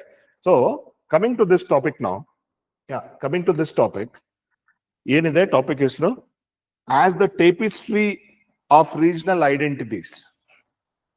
First very important is word is tapestry of regional identities unfurls, as the tapestry of regional identities unfurls. So next is what? Regional unfurls. Andre unfurl ಅಂದ್ರೆ ಏನು? Unfurling the national flag ಅಂತ ಹೇಳ್ತೀವಿ. ಅಂದ್ರೆ ಅದನ್ನ ಅನಾವರಣಗೊಳಿಸೋದು ಅಥವಾ ಆರೋಹಣಗೊಳಿಸುವಂಥದ್ದು. ಹೌದಾ? So Karnataka edges towards fractured fate of balkanization. ಟೇಪಿಸ್ಟ್ರಿ ಅಂದ್ರೆ ಏನು ನೋಡಿ, ನಮ್ಮ ಎಸ್ಸೆನಲ್ಲಿ ಇಂಟ್ರೊಡಕ್ಷನ್ ಮಾಡಿ ನೀವು ಸಪರೇಟ್ ಆಗಿ ಒಂದು ಇಂಟ್ರೊಡಕ್ಷನ್, ಒಂದು ಕಥೆನೋ, ಒಂದು ಪದ್ಯನೋ, ಒಂದು ಯಾವುದೋ ಒಂದು ನಿರೂಪಣೆನೋ, ಅಥವಾ ಯಾವುದೋ ಒಂದು ಸಂಭಾಷಣೆನೋ, ಯಾವುದೋ ಒಂದು ಕಥಾಹಂದರ, ಅಥವಾ ಯಾವುದೋ ಒಂದು ರೀತಿಯಾದಂತಹ ಏನು ಕೇಸ್ ಸ್ಟಡಿ ಅದನ್ನ ತಗೊಂಡು ನೀವು ಇಂಟ್ರೊಡಕ್ಷನ್ ಮಾಡಿ. ಆಯ್ತಾ? ಆದ್ರೆ ಅದಾದ ತಕ್ಷಣ ಈ ಕೀವರ್ಡ್ಸ್ ಏನಿದಾವಲ್ಲ, ಇದ್ರ ಬಗ್ಗೆ ನೀವು ತಿಳಿಸ್ಕೊಡ್ಬೇಕು ಸ್ವಲ್ಪ. ಯಾಕಂದ್ರೆ ಮೊದಲೇ ಮಾತು ನಿಮಗ್ ನೀವು ಕ್ಲಿಯರ್ ಮಾಡ್ಕೊಳ್ತೀರಾ, ನಿಮ್ಗೆ ಗೊತ್ತು ಅಂತ. ಎರಡನೇ ಮಾತು ಏನಾಗುತ್ತೆ ಅಂತಂದ್ರೆ, ಇವ್ಯಾಲ್ಯೂಯೇಟರ್ಗೂ ತಿಳಿಸ್ಕೊಡ್ತೀರಾ ಏನಂತಂದ್ರೆ, ಹೌದು ಸರ್ ನನ್ಗೆ ಗೊತ್ತು ಅಂತ. ಆಯ್ತಾ? ಅವಾಗ ಏನಾಗುತ್ತೆ, ನೀವು ಇದನ್ನ ಎಕ್ಸ್ಪ್ಲೇನೇ ಮಾಡಿಲ್ಲ ಅಂತಂದ್ರೆ, ನಿಮ್ ಪಾಡಿಗೆ ನೀವು ಏನನ್ನೋ ಬರ್ಕೊಂಡು ಹೋದ್ರೆ, ಮೊದಲೇ ಮಾತು ಇವ್ಯಾಲ್ಯೂಯೇಟರ್ಗೆ ಒಂದು ಸಂಶಯ ಮೂಡುತ್ತೆ, ಇವ್ನಿಗೆ ಅರ್ಥ ಆಗಿದೆಯಾ ಇಲ್ವಾ topic. So explaining the keywords in 2 or 3 lines is very important. It will first of all ensure you that you know the topic. ಇಲ್ಲ ಅಲ್ಲೇನೋ ಇನ್ನೂ ಅಂಜಿಕೆ ಅಳುಕಿದೆ, ನೀವು ಯೋಚನೆ ಮಾಡ್ತೀರಾ, ಹಿಂಗಂದ್ರೆ ಏನು ಸ್ವಲ್ಪ ಯೋಚನೆ ಮಾಡ್ತೀರಾ. ಆಮೇಲೆ ಇವ್ಯಾಲ್ಯೂಯೇಟರ್ಗೆ ಏನಂತಂದ್ರೆ, ಹೌದು ಸರ್ ಇದಂದ್ರೆ ಹಿಂಗೇನೆ, ಅವನದು ಈಸಿ ಆಗುತ್ತಲ್ಲ ಕೆಲಸ. ಇಲ್ಲಾಂದ್ರೆ ಅವನನ್ನ ಏನ್ ಮಾಡ್ತೀರಾ, ಪ್ರಶ್ನಾರ್ಥಕ ಚಿಹ್ನೆಯಲ್ಲಿ ಇಡ್ತೀರಾ. ಅವನ್ಗೆ ಯಾವತ್ತೂ ಈ ಡೌಟ್ ಬರಬಾರ್ದು, ನಿಮ್ಗೆ ಗೊತ್ತಾಗಿದೆಯಾ ಇಲ್ವಾ ಅಂತ ಹೇಳಿ. ಅದನ್ನ ಕಮ್ಯುನಿಕೇಟ್ ಮಾಡ್ಬೇಕು. ಸುಮಾರು ಸತಿ ನಾವ್ ಏನ್ ಬಯಸ್ತೀವಿ ಅಂತಂದ್ರೆ ನಮ್ ಮನ್ಸಲ್ಲಿರೋದನ್ನ ಎದುರುಗಡೆ ಸುಮ್ನೆ ಅರ್ಥ ಮಾಡ್ಕೊಳ್ಳಿ ಅಂತ. ಸಾಧ್ಯನೇ ಇಲ್ಲ. ಅಪ್ಪ ಮಗಂದ ಅರ್ಥ ಮಾಡ್ಕೊಳಕ್ಕಾಗಲ್ಲ, ಮಗ ಅಪ್ಪನ್ ಮಾಡ್ಕೊಳಕ್ಕಾಗಲ್ಲ, ಗಂಡ ಹೆಂಡತಿದ್ ಮಾಡ್ಕೊಳಕ್ಕಲ್ಲ, ಹೆಂಡತಿ ಗಂಡನ್ ಮಾಡ್ಕೊಳಕ್ಕಾಗಲ್ಲ. ಯಾಕಂದ್ರೆ ಟೂ ಇಂಡಿವಿಜುವಲ್ಸ್, ಇದೇ ಬೇರೆ ಇದೇ ಬೇರೆ, ರಕ್ತ ಹಂಚ್ಕೊಂಡಿರ್ಬೋದು, ಸಂಬಂಧಗಳು ಇರ್ಬೋದು, ಬಟ್ ಇದೇ ಬೇರೆ ಇದೇ ಬೇರೆ. ಸೊ ಇವ್ಯಾಲ್ಯುಯೇಟರ್ ಎಲ್ಲಿದ್ದಾನೆ, ಯಾವ ಮೂಲೆಯಲ್ಲಿದ್ದಾನೆ? So communication is very important. ನೀವು ತಲೆಯಲ್ಲಿ ಏನಿದೆ ಅದನ್ನ ನೀವು ನಿಮ್ಮ ಶಬ್ದಗಳ ಮುಖಾಂತರ you have to put it. Understood? Okay. So what you mean by tapestry? Tapestry unfolds ಅಂತ ಹೇಳ್ತಾ ಇದ್ದಾರೆ. ಅನ್ಫೋಲ್ಸ್ ಅಂತಂದ್ರೆ ಇದು ಯಾವುದೋ ಒಂದು ಬಾವುಟದ ತರ, ಅಥವಾ ಇದು ಒಂದು ರೀತಿಯಾದಂತಹ, ಅಂದ್ರೆ ನೀವು ಯಾವುದೋ ಒಂದು ಕ್ಯಾನ್ವಾಸ್ ತಗೊಂಡು ಏನೋ ಪೇಂಟ್ ಮಾಡಿ ಅಂತಂದ್ರೆ, ಈಗ ನೋಡಿರ್ತೀರಲ್ಲ ಚಿತ್ರಕಲಾ ಪರಿಷತ್ತು ಅಲ್ಲಿ ಇಲ್ಲಿ ನಾವು ಆರ್ಟ್ ಎಕ್ಸಿಬಿಷನ್ ಅಲ್ಲಿ ಒಂದು ಬ್ಯಾನರ್ ಇರುತ್ತೆ, ಒಂದು ಕ್ಯಾನ್ವಾಸ್, ಅದ್ರ ಮೇಲೆ ಪೇಂಟಿಂಗ್ ಗಳಿರ್ತವೆ. ಸೊ ಅದೇ ತರ ಪೇಂಟಿಂಗ್. ಬಟ್ ಎಂತ ಪೇಂಟಿಂಗ್ ಅಂತಂದ್ರೆ ಇಲ್ಲಿ ಏನಂದ್ರೆ ಬಹಳಷ್ಟು ಮಲ್ಟಿ ಕಲರ್ ಇರುತ್ತೆ. ಮಲ್ಟಿ ಕಲರ್ ಅಂತಂದ್ರೆ ಅದರಲ್ಲಿ ಎಷ್ಟೆಷ್ಟೋ ಬಣ್ಣಗಳು, ಯಾವ್ಯಾವ್ದೋ ಶೇಪ್ಗಳು, ಏನೇನೋ ಇರುತ್ತೆ. ಆದ್ರೆ ನೋಡಿದ್ರೆ ಚೆನ್ನಾಗಿ ಕಾಣಿಸ್ತಾ ಇರುತ್ತೆ. ಈಗ ನಾವು ನಮ್ಮ ಕಾನ್ಸ್ಟಿಟ್ಯೂಷನ್ ಹೇಳ್ತೀವಿ, ನಾವು ಸೆಕ್ಯುಲರಿಸಮ್ ಅಂತ ಬಂದಾಗ ಮೊಸೈಕ್ ಅಂತ ಹೇಳ್ತೀವಿ. ಗೊತ್ತಾ ಮೊಸೈಕ್ ಅಂತಂದ್ರೆ? ಮೊಸೈಕ್ ಅಂತಂದ್ರೆ ನಾವು ಈ ಟೈಲ್ಸ್ ಗಳನ್ನ, ಬಣ್ಣದ ಟೈಲ್ಸ್ ಗಳನ್ನ ಅದರಲ್ಲಿ ಕೊರೆದು ಏನೇನೋ ಮಾಡ್ತೀವಲ್ಲ. ಎಸ್ಪೆಷಲಿ ನಮ್ಗೆ ಇದು ಇಸ್ಲಾಮಿಕ್ ಆರ್ಕಿಟೆಕ್ಚರ್ ಅಲ್ಲಿ ಸಿಗುತ್ತೆ. ಇಸ್ಲಾಮಿಕ್ ಆರ್ಕಿಟೆಕ್ಚರ್ ಅಲ್ಲಿ ಆ ಹೂವ ಕಲರ್ ಅದೇನಂತಂದ್ರೆ that is called as mosaic, ಅಥವಾ ಸೆಕ್ಯುಲರ್ ಫ್ಯಾಬ್ರಿಕ್ ಅಂತ ಕರಿತೀವಿ. ಫ್ಯಾಬ್ರಿಕ್ ಅಂದ್ರೆ ಏನು? ಬಟ್ಟೆಯಲ್ಲಿ ಏನ್ ಗೊತ್ತಾ, ಒಂದು ಅಡ್ಡ ಎಳೆ ಇನ್ನೊಂದು ಉದ್ದ ಎಳೆಗೆ ಜಾಯಿನ್ ಆದಾಗ ಮಾತ್ರ ಫ್ಯಾಬ್ರಿಕ್ ಆಗುತ್ತೆ. ಹೌದಾ ಇಲ್ವಾ? ಬರೀ ಎಳೆಗಳ ಏನಾಗುತ್ತೆ, ಹರಿದೋಗುತ್ತೆ.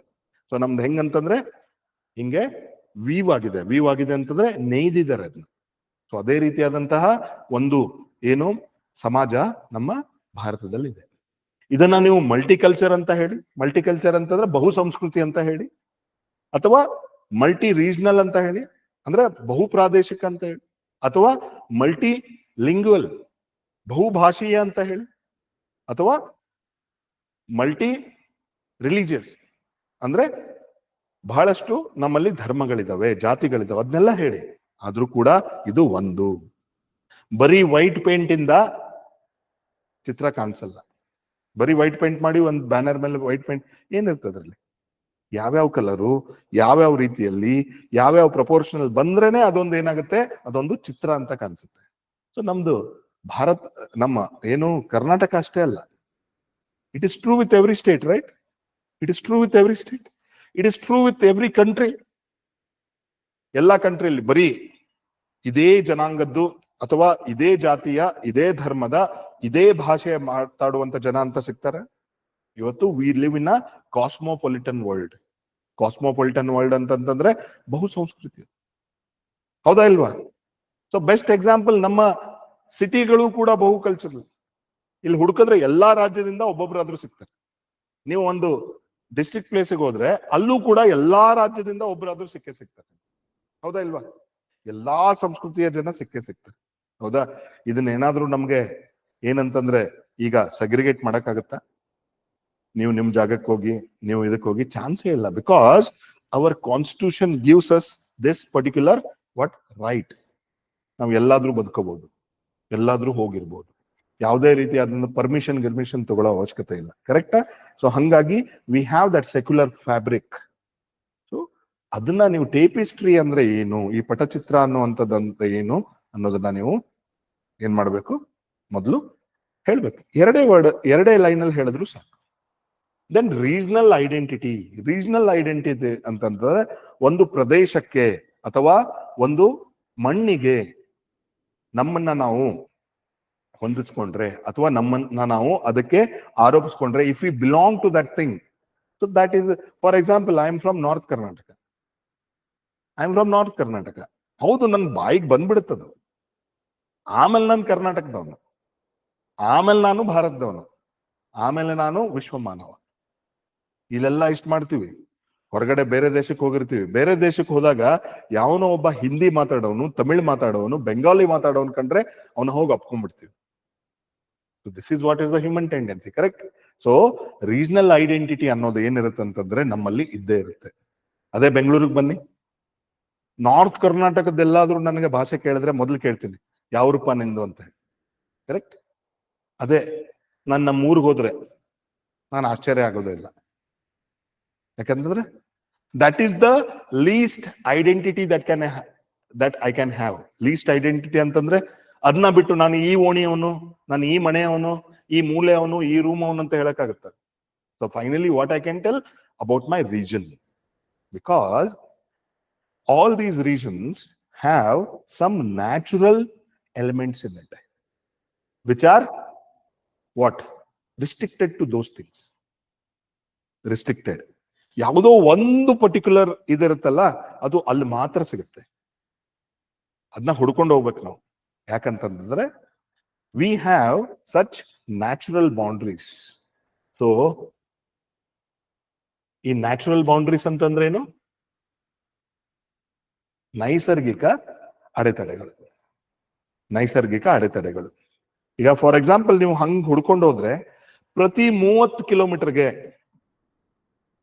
ನಮ್ಮ ಭಾಷೆ ಅನ್ನೋದು ಚೇಂಜ್ ಆಗುತ್ತೆ. ಪ್ರತಿ 30 ಕಿಲೋಮೀಟರ್ಗೆ. ಯಾಕಂತಂದ್ರೆ ಇದೊಂದು ಏನು ಈ 30 ಕಿಲೋಮೀಟರ್ ಜಾಗದಲ್ಲಿ ಇದೆ ಅಲ್ಲ, ಅದು ಬಹಳ ವರ್ಷದಿಂದ ಇದೆ. ಅದರಲ್ಲಿ ಬೇರೆ ಮಿಶ್ರಣ ಆಗಿದೆ, ಓಕೆ. ಬಟ್ ಕೆಲವೊಂದು ಸತ್ವಗಳೇನಿದಾವಲ್ಲ ಅವು ಮಾತ್ರ ಹಂಗೆ ಅಲ್ಲೇ ಇರ್ತವೆ. ಅವನ್ನ ಅಷ್ಟು ಈಸಿಯಾಗಿ ನಾವು ಇರೇಸ್ ಮಾಡಕ್ ಆಗೋದಿಲ್ಲ. ಆಮೇಲೆ ಫಾರ್ ಎಕ್ಸಾಂಪಲ್ ನಾನು ಈಗ ಕರ್ನಾಟಕದ ಉದ್ದ ಅಗಲಕ್ಕೂ ಹೋದ್ರೂ ಏನಾಗತ್ತಂತಂದ್ರೆ ಈ 30 ಕಿಲೋಮೀಟರ್ಗೆ ಒಂದು ಸಣ್ಣ ನದಿಯೋ ಅಥವಾ ಸಣ್ಣ ಒಂದು ಹಳ್ಳ ಕೊಳ್ಳ ಅಥವಾ ಯಾವುದೋ ಒಂದು ಜಲಪಾತ ಏನೋ ಬಂದು ಏನ್ ಮಾಡುತ್ತಂತಂದ್ರೆ ಇದೇ ಬೇರೆ, ಇದೇ ಬೇರೆ, ಆಮೇಲೆ ಇದೇ ಬೇರೆ, ಈ ತರ ಆಗ್ಬಿಡ್ತದೆ. ನಾವು ಅನ್ಬೋದು ನಮ್ಮ ಹೈದರಾಬಾದ್ ಕರ್ನಾಟಕದಲ್ಲಿ ಏನು ನದಿಗಳೇ ಇಲ್ಲ, ಅದು ಒಂದು ಬಂಜರು ಪ್ರದೇಶ ಅಂತ. ನೋಡಿ ಹೋಗಿ ಜಾಗ್ರಫಿ ಸ್ಟಡಿ ಮಾಡಿ. ಪ್ರತಿ ಒಂದು 30 ಕಿಲೋಮೀಟರ್ಗೆ ಏನಂತಂದ್ರೆ ಒಂದು ಸಣ್ಣ ಹಳ್ಳ ಕೊಳ್ಳ. ಅವಾಗ ಏನಾಗ್ತಾ ಇತ್ತು, ಆ ಬ್ರಿಡ್ಜ್ ಸಿಸ್ಟಮ್ ಇದೆ ಅಲ್ಲ, ಬ್ರಿಡ್ಜ್ ಸಿಸ್ಟಮ್ ಅನ್ನೋದು ಅಷ್ಟು ಈಸಿ ಇರ್ಲಿಲ್ಲ.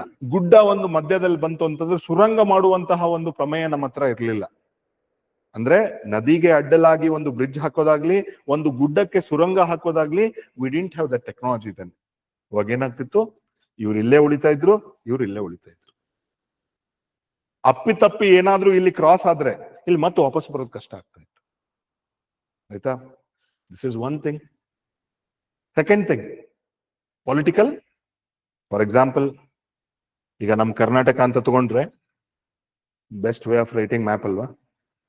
ಆ ಓರೆ ಕೊರೆಗಳಲ್ಲಿ ಏನೇನೋ ಆಗ್ಬಿಡುತ್ತೆ. It's okay, right? It's okay.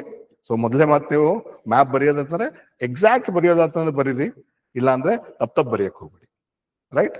ಓಕೆನಾ? ಸೊ ಇದು ನಮಗೆ ಯಾರ ಆಳ್ವಿಕೆಯಲ್ಲಿತ್ತು? ನಾವು ಏನ್ ಮಾಡ್ಬೇಕಂತಂದ್ರೆ ಇಲ್ಲಿ ಸ್ವಲ್ಪ ಹಿಸ್ಟಾರಿಕಲ್ ಬ್ಯಾಕ್ ಗ್ರೌಂಡ್ ಹೇಳ್ಬೇಕಾದ್ರೆ ಬ್ರಿಟಿಷ್ ಬರೋಕ್ಕಿಂತ ಮುಂಚೆದ್ ಮಾತಾಡ್ಬೇಕು. ಬ್ರಿಟಿಷ್ ಬಂದಾದ್ಮೇಲೆ, ಆಮೇಲೆ ನಮ್ಮ ಸ್ವಾತಂತ್ರ್ಯಕ್ಕಿಂತ ಜಸ್ಟ್ ಮೊದಲು, ಸ್ವಾತಂತ್ರ್ಯ ಆದ್ಮೇಲೆ ಸ್ವಲ್ಪ, ಆಮೇಲೆ ಇತ್ತೀಚೆಗೆ. ಇದನ್ನ ನಾವು ಮೂಲವಾಗಿ ಮರಾಠ ಆಳ್ವಿಕೆಯಲ್ಲಿ ಇತ್ತು. ಅದಕ್ಕಿಂತ ಮುಂಚೆ ಹೌದು ಶಾತವಾಹನ, ಕದಂಬ, ರಾಷ್ಟ್ರಕೂಟ ಅವರೆಲ್ಲ ಆಳ್ವಿಕೆಯಲ್ಲಿ ಇತ್ತು ಅಂತ. ಅದೇ ಇದು ನಿಜಾಮ್ ಆಳ್ವಿಕೆಯಲ್ಲಿತ್ತು, ಹೈದರಾಬಾದ್ ಕರ್ನಾಟಕ ಅಂತ ಹೇಳ್ತೀವಿ. ಇದೇನಿದೆ ಅಲ್ಲ ಇಲ್ಲಿಂದ, ಇದು ನಮ್ಮ ಮದ್ರಾಸ್ ಪ್ರಾಂತ್ಯದಲ್ಲಿತ್ತು. ಹೌದಾ? ಮದ್ರಾಸ್ ಪ್ರಾಂತ್ಯದಲ್ಲಿ ಇತ್ತು. ಅದ್ರ ಜೊತೆಗೆ ಇಲ್ಲ ಏನಂತಂದ್ರೆ ಒಂದು ನಮ್ಮ ಕೊಡವ. ಹೌದಾ? ಉಳಿದಿದ್ದೆಲ್ಲ ಏನ್ ಹೇಳ್ತೀವಿ ನಾವು, ಇದು ನಮ್ಮ ಇದಂತ ಹೇಳ್ತೀವಿ. ಹೌದು, ಮೊದಲು ಇದು ಆಂಧ್ರ ಆಗಕ್ಕಿಂತ ಮುಂಚೆ ಬಳ್ಳಾರಿ ಕೂಡ ಇಲ್ಲ ಮದ್ರಾಸ್ ಪ್ರಾವಿನ್ಸ್ ಅಲ್ಲಿ ಇತ್ತು. ಯಾಕಂದ್ರೆ ಮದ್ರಾಸ್ ಪ್ರಾವಿನ್ಸ್ ತುಂಬಾ ದೊಡ್ಡದಿತ್ತು. ಆಯ್ತಾ? ಈ ನಾಲೆಜು ಕೂಡ ಏನಿರ್ಬೇಕು, ನಮ್ಗೆ ಇರ್ಬೇಕು. ಅಂದ್ರೆ ನೀವು ಹಿಸ್ಟಾರಿಕಲ್ ಬ್ಯಾಕ್ ಗ್ರೌಂಡ್ ಅಂತ ಹೋದಾಗ ನಮಗೆ ಯಾವಾಗಿಂದ ನಮ್ಮ ಉಲ್ಲೇಖಗಳಿದಾವೆ ಅಲ್ಲಿಂದಾನೇ ಮಾತಾಡ್ಬೇಕು. ಹೌದು, ಪುರಾಣ ಕಾಲದಲ್ಲೂ ಕೂಡ ಇದಾವೆ. ಈಗ ಪರಶುರಾಮ ಒಂದು ಕೊಡ್ಲಿಯನ್ನ ಬಿಸಾಕ್ದ, ಅದು ಹೋಗಿ ಏನಾಯ್ತು ನಮ್ ಕೋಸ್ಟ್ ಅಲ್ಲಿ. ಹೌದಾ? ಅವೆಲ್ಲ ಇದಾವೆ, ಪುರಾಣ ಕಥೆಗಳಿದಾವೆ. ಹೇಳಿ, ಅದ್ರ ಬಗ್ಗೆ ಏನು ಪ್ರಾಬ್ಲಮ್ ಇಲ್ಲ. You can tell that. ಈಗ ರಾಮ ಬಂದಿದ್ದ, ಸೀತಾ ಬಂದಿದ್ದಳು, ಅದೆಲ್ಲ fine. But how it is relevant to our topic, that we have to talk. ಆಯ್ತಾ? That is not a problem. ಈ ಪುರಾಣದ ಬಗ್ಗೆ ನೀವೇನ್ ಹೇಳ್ಬೇಕಂದ್ರೆ ಅಷ್ಟೇ ಒಂದು 3-4 ಲೈನ್ ಅಲ್ಲಿ ಹೇಳ್ಬಿಡ್ಬೇಕು. ಪುರಾಣನ ನೀವು ಸತ್ಯಯುಗದಲ್ಲಿ, ತ್ರೇತಾಯುಗದಲ್ಲಿ, ದ್ವಾಪರ ಯುಗದಲ್ಲಿ ನಿಮ್ದು ಎಸ್ಸೆ ಅದೇ ಆಗ್ಬಿಡುತ್ತೆ. ಪುರಾಣಗಳಲ್ಲಿರುವ ಉಲ್ಲೇಖದಂತೆ ಓಕೆ, ಈ ಒಂದು ಕರ್ನಾಟಕ ಅನ್ನುವಂತಹ ಒಂದು ಇದು ಇತ್ತು. ನಂತರ ಬರೋದಲ್ಲಿ ನಮಗೆ ಶಾಸನಗಳು, ಅಥವಾ ನಮಗೆ ಬೇರೆ ನಮ್ಮನ್ನ ಆಳ್ವಿಕೆ ಮಾಡಿದ್ರಲ್ಲ ಅವರ ಒಂದು ಏನು ಗ್ರಂಥಗಳಲ್ಲಿ ಏನ್ ಸಿಕ್ಕಿದೆ ಅದು, ಆಯ್ತಾ, ಶಾಸನಗಳು ಅವರ ಗ್ರಂಥಗಳಲ್ಲಿ ಸಿಕ್ಕಿರುವಂತದ್ದು, ಅವನ್ನ ಸ್ವಲ್ಪ ಚರ್ಚೆ ಮಾಡ್ಬೇಕು. ಅದು ಕೂಡ ಒಂದ್ ಸಣ್ಣ ಪ್ಯಾರಾಗ್ರಾಫ್ ಆಯ್ತು. ಕರ್ನಾಟಕ ಅಂತ ಬಂದಾಗ ಕಾವೇರಿಯಿಂದ ಗೋದಾವರಿ ಮರ್ಗಿರ್ದ ನಾಡದ ಕನ್ನಡದೋಳು ಅಂತ ಏನ್ ಹೇಳ್ತೀವಿ ನಾವು ಕವಿರಾಜ ಮಾರ್ಗದಲ್ಲಿ ಇದೆ. ಆಯ್ತಾ, ನೀವು ಇದನ್ನ ಇಂಗ್ಲಿಷ್ ಅಲ್ಲಿ ಬರೆಯಕ್ಕಾಗಲ್ಲ, ನೋ ಪ್ರಾಬ್ಲಮ್. ಈ ಒಂದು ಉಲ್ಲೇಖವನ್ನ ಕನ್ನಡದಲ್ಲಿ ಬರೆದ್ರು ಯಾವುದೇ ರೀತಿಯಾದಂತ ಪ್ರಾಬ್ಲಮ್ ಇಲ್ಲ. ಬಟ್ ನೀವು ಇಂಗ್ಲಿಷ್ ಮೀಡಿಯಂ ಅಲ್ಲಿ ಏನಾದ್ರು ಬರಿತಾ ಇದ್ರೆ ಇದನ್ನ ಎಕ್ಸ್ಪ್ಲೈನ್ ಮಾಡ್ಬೇಕು. ಯಾವುದೇ ಒಂದು ಕೋಟ್ ಹಾಕಿದ್ರು ಕೂಡ ನೀವು ಏನ್ ಮಾಡ್ಬೇಕು, ಅದನ್ನ ಎಕ್ಸ್ಪ್ಲೈನ್ ಮಾಡ್ಬೇಕು. ಸೊ ಅದೇ ಏನು ಕಾವೇರಿಯಿಂದ ಗೋದಾವರಿ ಮರ್ಗಿರ್ದ ಅದಾಯ್ತು. ಅದಾದ್ಮೇಲೆ ಎರಡನೇ ಪುಲಕೇಶಿ ಕಾಲದಲ್ಲಿ ಏನಾಯ್ತು, ನಮ್ಗೆ ಇಡೀ ಕರ್ನಾಟಕ ಒಂದು ಬಾದಾಮಿ ಚಾಲುಕ್ಯರ ಆಳ್ವಿಕೆಯಲ್ಲಿತ್ತು ಅನ್ನುವಂಥದ್ದನ್ನ ಬರೀ. ಆ ಸಂದರ್ಭದಲ್ಲಿ ಚೋಳರ ಏನು ದಾಳಿ, ಚೋಳರ ಮೇಲೆ ಚಾಲುಕ್ಯರ ದಾಳಿ, ಇದೆಲ್ಲ ಓಕೆ. ಬಟ್ ಎಲ್ಲಿಗೆ ಬಂದು ನಿಂತ್ಕೊಳ್ಳುತ್ತಿದ್ದು ಅಂತಂತಂದ್ರೆ ನಮ್ಗೆ ಕಡೆಗೆ ವಿಜಯನಗರ ಸಾಮ್ರಾಜ್ಯಕ್ಕೆ ಬಂದಿತ್ತು. ಹೌದಾ, ವಿಜಯನಗರ ಸಾಮ್ರಾಜ್ಯ, ನಂತರ ರಕ್ಕಸ ತಂಗಡಿ ಕಾಳಗ, ಅದರಿಂದ ಏನಂತಂದ್ರೆ ಆದಿಲ್ ಶಾಹಿ ಅವರ ಆಳ್ವಿಕೆ. ಆ ಸಂದರ್ಭದಲ್ಲಿ ನಮ್ಮ ಕೆಳಗಡೆ ಅಂದ್ರೆ ಸೌತ್ ಅಲ್ಲಿ ಏನಾಗ್ತಾ ಇತ್ತು, ಆಮೇಲೆ ಹೊಯ್ಸಳರು ಮುಂಚೆ, ಆಮೇಲೆ ಒಡೆಯರರು, ಇದ್ರ ಬಗ್ಗೆ ಕೂಡ ಮತ್ತೆ ಸೀಮಿತವಾಗಿರ್ಬೇಕು. ಇದೆಲ್ಲ ಸೇರಿ ಒಂದು 80 ಅಥವಾ 100 ವರ್ಡ್ಸ್ ಅಲ್ಲಿ ಕ್ಲೋಸ್ ಆಗುತ್ತೆ. ಇದನ್ನೇನಾದ್ರೂ ನಾವು 3-4 ಪೇಜ್ ಬರೆದ್ರೆ ನಾವೇನ್ ಮಾಡ್ತಾ ಇದೀವಿ, ಬರೀ ಅನ್ನ ತಿಂತಾ ಇದೀವಿ, ಅದಕ್ಕೆ ಸಾಂಬಾರು ಪಲ್ಯ ಕೋಸಂಬರಿ ಗಿಸಂಬರಿ ಏನೂ ಆಗ್ತಾ ಇಲ್ಲ, ಬರೀ ಅನ್ನ ತಿಂತಿರ್ತೀವಿ ಅಷ್ಟೇ. ಅಲ್ಲಿ ಕಂಪ್ಲೀಟ್ ಊಟ ಆಗಲ್ಲ. ಅರ್ಥ ಆಯ್ತಾ? ಅದಾದ್ಮೇಲೆ ನಮ್ಮ ಏನು ಕ್ಯಾಬಿನೆಟ್ ಮಿಷನ್ ಅಲ್ಲಿ ಏನಾಯ್ತು, A-B-C ಅಂತ ಹೇಳಿ ಕೆಟಗರೀಸ್ ಆಯ್ತು ಸ್ಟೇಟ್ಸ್. ಅದರಲ್ಲಿ ನಾವು ಮೈಸೂರು ಅನ್ನೋದನ್ನ ರಾಜ್ಯ ಅಂತ ಕರೆದ್ವಿ. ಬಟ್ ಆ ಒಂದು ಫಾರ್ಮೇಶನ್ ಅನ್ನೋದೇನಿದೆ ಅದು ಬಹಳ ವರ್ಷ ಉಳಿತಾ ಇಲ್ಲ. ಅವಾಗ ಏನ್ ಮಾಡಿದ್ರು, ಫಜಲ್ ಅಲಿ ಕಮಿಷನ್ ಅವ್ರೇನ್ ಹೇಳಿದ್ರು, ಭಾಷಾವಾರು ಪ್ರಾಂತ್ಯ ವಿಂಗಡಣೆಗಳಾಗ್ಬೇಕಂತ ಹೇಳಿದ್ರು. ಬಟ್ ನಮ್ಮ ಮುತ್ಸದ್ದಿಗಳು, ರಾಜಕೀಯ ಮುತ್ಸದ್ದಿಗಳು ಏನಂತಂದ್ರೆ ಅದ್ ಮಾಡಕ್ ಆಗೋದಿಲ್ಲ ಅಂತ ಹೇಳಿದ್ರು. ಯಾಕೆ ಹೇಳಿ, ನಮ್ಮಲ್ಲಿ ಬರೀ 20-25 ಅಷ್ಟೇ ಭಾಷೆಗಳಿಲ್ಲ, ಸಾವಿರಾರು ಭಾಷೆಗಳಿದಾವೆ. ಸೊ ಎಲ್ಲರಿಗೂ ಕೊಡ್ತಾ ಹೋದ್ರೆ ಅಡ್ಮಿನಿಸ್ಟ್ರೇಷನ್ ನೋಡಿ, ಆಕ್ಚುಯಲ್ ಬಾಲ್ಕನೈಸೇಷನ್ ಅವಾಗ ಆಗ್ತಾ ಇತ್ತು. ನಮ್ಗೆ ಬ್ರಿಟಿಷರು ನಮ್ಮನ್ನ ಒಂದುಗೂಡಿಸಿದ್ರು. ಹೌದಾ, ಬ್ರಿಟಿಷರು ನಮ್ಗೆ ಏನಂತಂದ್ರೆ ಒಂದ್ ರೀತಿಯಾದಂತಹ ನಮ್ಮ ಪ್ರಾದೇಶಿಕ ಅಂದ್ರೆ ಭಾರತ ಅನ್ನುವಂತ ಉಪಖಂಡದ ಅಸ್ಮಿತೆ ಅನ್ನೋದೇನಿದೆ ಅಲ್ಲ, ಅವಾಗ ಒತ್ತು ಕೊಟ್ಟವ್ರು ಯಾರು ಗೊತ್ತಾ, ಬ್ರಿಟಿಷರು. ಇಲ್ಲಾಂದ್ರೆ ನಾವ್ ಏನ್ ಮಾಡ್ತಾ ಇದ್ವಿ, ಇವರು ಚೋಳರು, ಇವರು ಗಂಗರು, ಇವರು ಚಾಲುಕ್ಯರು, ಇವರು ಪೇಶ್ವಾಗಳು, ಇವರು ರಜಪೂತರು, ಇವರು ಪಾಲಾಸ್ ಪ್ರತಿಹಾರರು, ಹಿಂಗೆ ಇರ್ತಿತ್ತಲ್ವಾ, ಇವತ್ತಿಗೂ ಕೂಡ ಹಂಗೆ ಇರ್ತಿತ್ತಲ್ವಾ. ಸೊ ಬ್ರಿಟಿಷರು ಬಂದು ಏನಂತಂದ್ರೆ ನಮ್ಗೆ ಒಂದು ರಾಜಕೀಯವಾದಂತಹ ಒಂದು ಭಾಗದ ಪರಿಕಲ್ಪನೆಯನ್ನು ನಮಗ್ ಮಾಡ್ಕೊಟ್ರು. ಅವಾಗ ನಾವ್ ಏನ್ ಮಾಡಿದ್ವಿ, 1857 ಇಂದ ಒಂದಾಗಿ ಹೋರಾಡೋದಕ್ಕೆ ಸ್ಟಾರ್ಟ್ ಮಾಡಿದ್ವಿ. ಅದಾದ್ಮೇಲೆ ಏನಂತಂದ್ರೆ ಇದನ್ನ ಒಂದೇ ಒಂದು ಯೂನಿಟ್ ಆಗಿ ಹಿಡಿಬೇಕಂತ ಏನಾಯ್ತಲ್ಲ, ಅದು 1956 ಅಲ್ಲಿ ಏನ್ ಮಾಡಿದ್ವಿ ನಾವು, ಅಲ್ಲಲ್ಲೇ ಭಾಷಾವಾರುನೆ. ಬಟ್ ಆ ಪ್ರದೇಶದಲ್ಲಿರುವಂತ ಮುಖ್ಯ ಭಾಷೆ ಯಾವುದು, ಮೂಲ ಭಾಷೆ, ಆಮೇಲೆ ಅದ್ರ ಇತಿಹಾಸ ಅದು ಇದು ಆಮೇಲೆ ಬರುತ್ತೆ.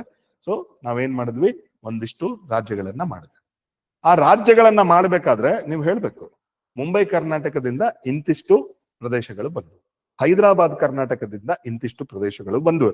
ಅದಾದ್ಮೇಲೆ ಏನಂತಂದ್ರೆ ನಮಗೆ ಮದ್ರಾಸ್ ಪ್ರಾಂತ್ಯದಿಂದ ಯಾವೆಲ್ಲ ಭಾಗಗಳು ಬಂದವು, ಆಮೇಲೆ ಹಳೆ ಮೈಸೂರು, ಇದನ್ನು ಏನ್ ಮಾಡ್ಬೇಕು, ಚಿಕ್ಕದಾಗಿ ಹೇಳ್ಬೇಕು. ನಮ್ಗೆ ಬ್ರಿಟಿಷ್ ಆಳ್ವಿಕೆ, Fazal Ali commission, JVP committee, 1956 States reorganisation act. ಅವಾಗ ಏನಾಯ್ತು ಮೈಸೂರು ಅಂತ ಆಯ್ತು. ಬಟ್ ನಮ್ಗೆ ಬೌಂಡ್ರಿ ಸಿಕ್ತು. ಹೆಸರು ಅನ್ನೋದು ಬಂದಿದ್ದು ನಮಗೆ ಅವಾಗ 1973. ಈಗ ನೋಡಿ, ನಾವು ಕರ್ನಾಟಕವನ್ನ ಒಂದುಗೂಡಿಸೋದಕ್ಕೆ ಇನ್ನೂ ಕೂಡ ಪ್ರಯತ್ನ ಮಾಡ್ತಾ ಇದ್ದೀವಿ. ಬಟ್ ಆಲ್ರೆಡಿ ಟಾಪಿಕ್ ಏನ್ ಕೇಳ್ತಾ ಇದೆ ನಮ್ಗೆ, ಸೊ ಇದೇನಿದೆ ಅಲ್ಲ, ಈ ಒಂದು ಪ್ರಕ್ರಿಯೆ ಒಟ್ಟುಗೂಡೋದು, ಒಡೆಯೋದು, ಇದು ಕಂಟಿನ್ಯೂಸ್ಲಿ ನಡೀತಾ ಇರುತ್ತೆ. ನಮ್ಮ ಜೀವನದಲ್ಲೂ ನಡೀತಾ ಇರುತ್ತೆ. ಈ ಕಡೆ ಮದುವೆ ಆಗ್ತಾ ಇರ್ತೀವಿ, ಎರಡು ಏನು ಸಂಬಂಧಗಳು ಬೆಸೀತಾ ಇರ್ತವೆ, ಇನ್ನೊಂದ್ ಕಡೆ ಮನೆ ಡಿವೈಡ್ ಆಗ್ತಾ ಇರುತ್ತೆ. ಅದಕ್ಕೂ ಇದಕ್ಕೂ ಸಂಬಂಧ ಇಲ್ಲ. ಇಲ್ಲಿ ಒಂದು ಹೊಸ ಮಗು ಹುಟ್ಟುತ್ತಾ ಇರುತ್ತೆ, ಹಳೆ ಜೀವ ಹೋಗ್ತಾ ಇರುತ್ತೆ. ಇದೇನಿಲ್ಲ, ಇದು ನ್ಯಾಚುರಲ್, ಇದು ನೇಚರ್. ಸೊ ಹಂಗೇನಂತಂದ್ರೆ ಇವತ್ತಿಗೂ ಕೂಡ ನಮ್ಮಲ್ಲಿ ಒಟ್ಟುಗೂಡುವಿಕೆಯ ಧ್ವನಿಗಳು ಕೇಳಿಸ್ತಾ ಇರ್ಬೇಕಾದ್ರೇನೆ ನಮಗೆ ಪ್ರತ್ಯೇಕವಾಗುವಂತಹ ಧ್ವನಿಗಳು ಕೂಡ ನಮಗೆ ಕೇಳಿಸ್ತಾ ಇದ್ದಾವೆ. ಆಯ್ತಾ? ಆದ್ರೆ ಈಗ ಪ್ರತ್ಯೇಕವಾಗಿ ನಾವು ಹೋಗ್ತಾ ಇರೋದ್ರಿಂದ, ಬಟ್ ಈ ಒಂದು ವಿಷಯಕ್ಕೆ ಸಂವಿಧಾನದಲ್ಲಿ in our constitution of India what kind of provision we have to look at it. Balkanization actually it is a very big word. So balkanization ಯಾವಾಗೈತೆ ಹೇಳಿ? USSR. USSR ಏನಾಯ್ತು? USSR was one political entity, right? See, ಇವತ್ತು ನಾವ್ ಏನ್ SAL discuss ಮಾಡ್ತಾ ಇದೀವಿ, ಇದು ಕೇವಲ ಈ ಟಾಪಿಕ್ ಅಲ್ಲ. ಇದ್ರಲ್ಲಿ ನಾನು ಎಷ್ಟು ಪಾಯಿಂಟ್ಸ್ ಕೊಡ್ತಾ ಇದ್ದೀನಿ ಅಂತಂದ್ರೆ, ನಿಮಗೆ ಡೆಫಿನೆಟ್ಲಿ ಕರ್ನಾಟಕದ ಬಗ್ಗೆ ನೀವು ಬರೀಲೇಬೇಕಾ, ಭಾರತದ ಬಗ್ಗೆ ಸ್ವಲ್ಪ ಆದ್ರೂ ಬರೀಲೇಬೇಕಾ, ಇವೆಲ್ಲ ನಿಮಗೆ ಇಂಡೈರೆಕ್ಟ್ ಆಗಿ ಇನ್ನೊಂದು SAL ಯೂಸ್ ಆಗುತ್ತೆ. ಓಕೆ, ಸೊ ಬಲ್ಕನೈಸೇಷನ್ ಅನ್ನೋದೇನು, ಒಂದು ಸಾವರಿನ್ ಬಾಡಿ ಇತ್ತು. Sovereign body, USSR was a sovereign body. Sovereign ಅಂದ್ರೆ ಸಾರ್ವಭೌಮ ಅಂದ್ರೆ ಅವರಿಗೆ ತಮ್ಮದೇ ಆದಂತ ಒಂದು ಕಾನ್ಸ್ಟಿಟ್ಯೂಷನ್ ಅಥವಾ ಕಾನ್ಸ್ಟಿಟ್ಯೂಷನ್ ತರದ ಒಂದು ಡಾಕ್ಯುಮೆಂಟ್ ಏನ್ ಹೇಳ್ತು ಅಂತಂದ್ರೆ, ನಾವು ಸಾರ್ವಭೌಮರು, we are sovereign. So USSR was a sovereign. Then it got balkanized into many states. Then came Russia. Russia is a bigger chunk. Otherwise, other countries came out and they become sovereign. ಇವತ್ತು ನಾವು ಕರ್ನಾಟಕವನ್ನ ವಿಭಾಗ ಮಾಡಿದ್ರೆ ಆಯ್ತು, ಉತ್ತರ ಕರ್ನಾಟಕ, ದಕ್ಷಿಣ ಕರ್ನಾಟಕ ಮಾಡಿದ್ವಿ ಅಂತ ಇಟ್ಕೊಳ್ಳಿ. Are they sovereign bodies? Because our constitution says that we have indestructible union with destructible states. Yes, ಅರ್ಥ ಆಗ್ತಿದ್ಯಾ? ಅಖಂಡ ಭಾರತ, ಬಟ್ ನಮ್ಮ ರಾಜ್ಯಗಳನ್ನ ನಾವು ಹೊಡಿಬಹುದು. ಇವನ್ ಕೆಲವೊಂದ್ಸತಿ ಏನಂತಂದ್ರೆ, ಸ್ಟೇಟ್ದು ಕನ್ಸೆಂಟ್ ಇಲ್ಲ ಅಂದ್ರೂ ಕೂಡ ಇದನ್ನ ನಮ್ಮ ಅಡ್ಮಿನಿಸ್ಟ್ರೇಷನ್ ಈಸ್ಗೋಸ್ಕರ ಏನ್ ಮಾಡ್ಬೋದು, ಅದನ್ನ ಹೊಡಿಬಹುದು. Because ours is a what quasi federal, ಅಂದ್ರೆ ಅರೆ ಫೆಡರಲ್ ಅಂತ ಹೇಳ್ತೀವಿ, ಅರೆ ಸಂಘ ಅಂತ ಹೇಳ್ತೀವಿ. ಕರೆಕ್ಟ್? ಯಾಕೆ ಹೇಳಿ? ನಮ್ ಕೈಯಲ್ಲಿ ಏನೂ ಇಲ್ಲ. ಇವತ್ತು ನಾವು ಬ್ಯಾಂಗ್ಳೂರನ್ನ ಬೆಂಗಳೂರು, ಮೈಸೂರನ್ನ ಮೈಸೂರು, ಬೆಳ್ಳಾರಿಯನ್ನ ಬಳ್ಳಾರಿ, ಹುಬ್ಳಿಯನ್ನ ಹುಬ್ಬಳ್ಳಿ ಅಂತ ಕರೀಲಿಕ್ಕೂ ಏನ್ ಬೇಕು ನಮ್ಗೆ? ಮೇಲ್ಗಡೆಯಿಂದ ನೋಡ್ಬೇಕು. ಕರೆಕ್ಟ್? ನಾವಷ್ಟೇ ನಮ್ಗೆ ಇದ್ ಮಾಡ್ಕೊಂಡ್ರೆ ಆಗುತ್ತಾ? ಮೇಲ್ಗಡೆಯಿಂದ ಬರ್ಬೇಕು, ಹೋಮ್ ಮಿನಿಸ್ಟ್ರಿಯಿಂದ ಅದು ಬರ್ಬೇಕು. ಕರೆಕ್ಟ್? ಹೋಮ್ ಅಂದ್ರೆ ಯಾಕೆ ಗೊತ್ತಾ?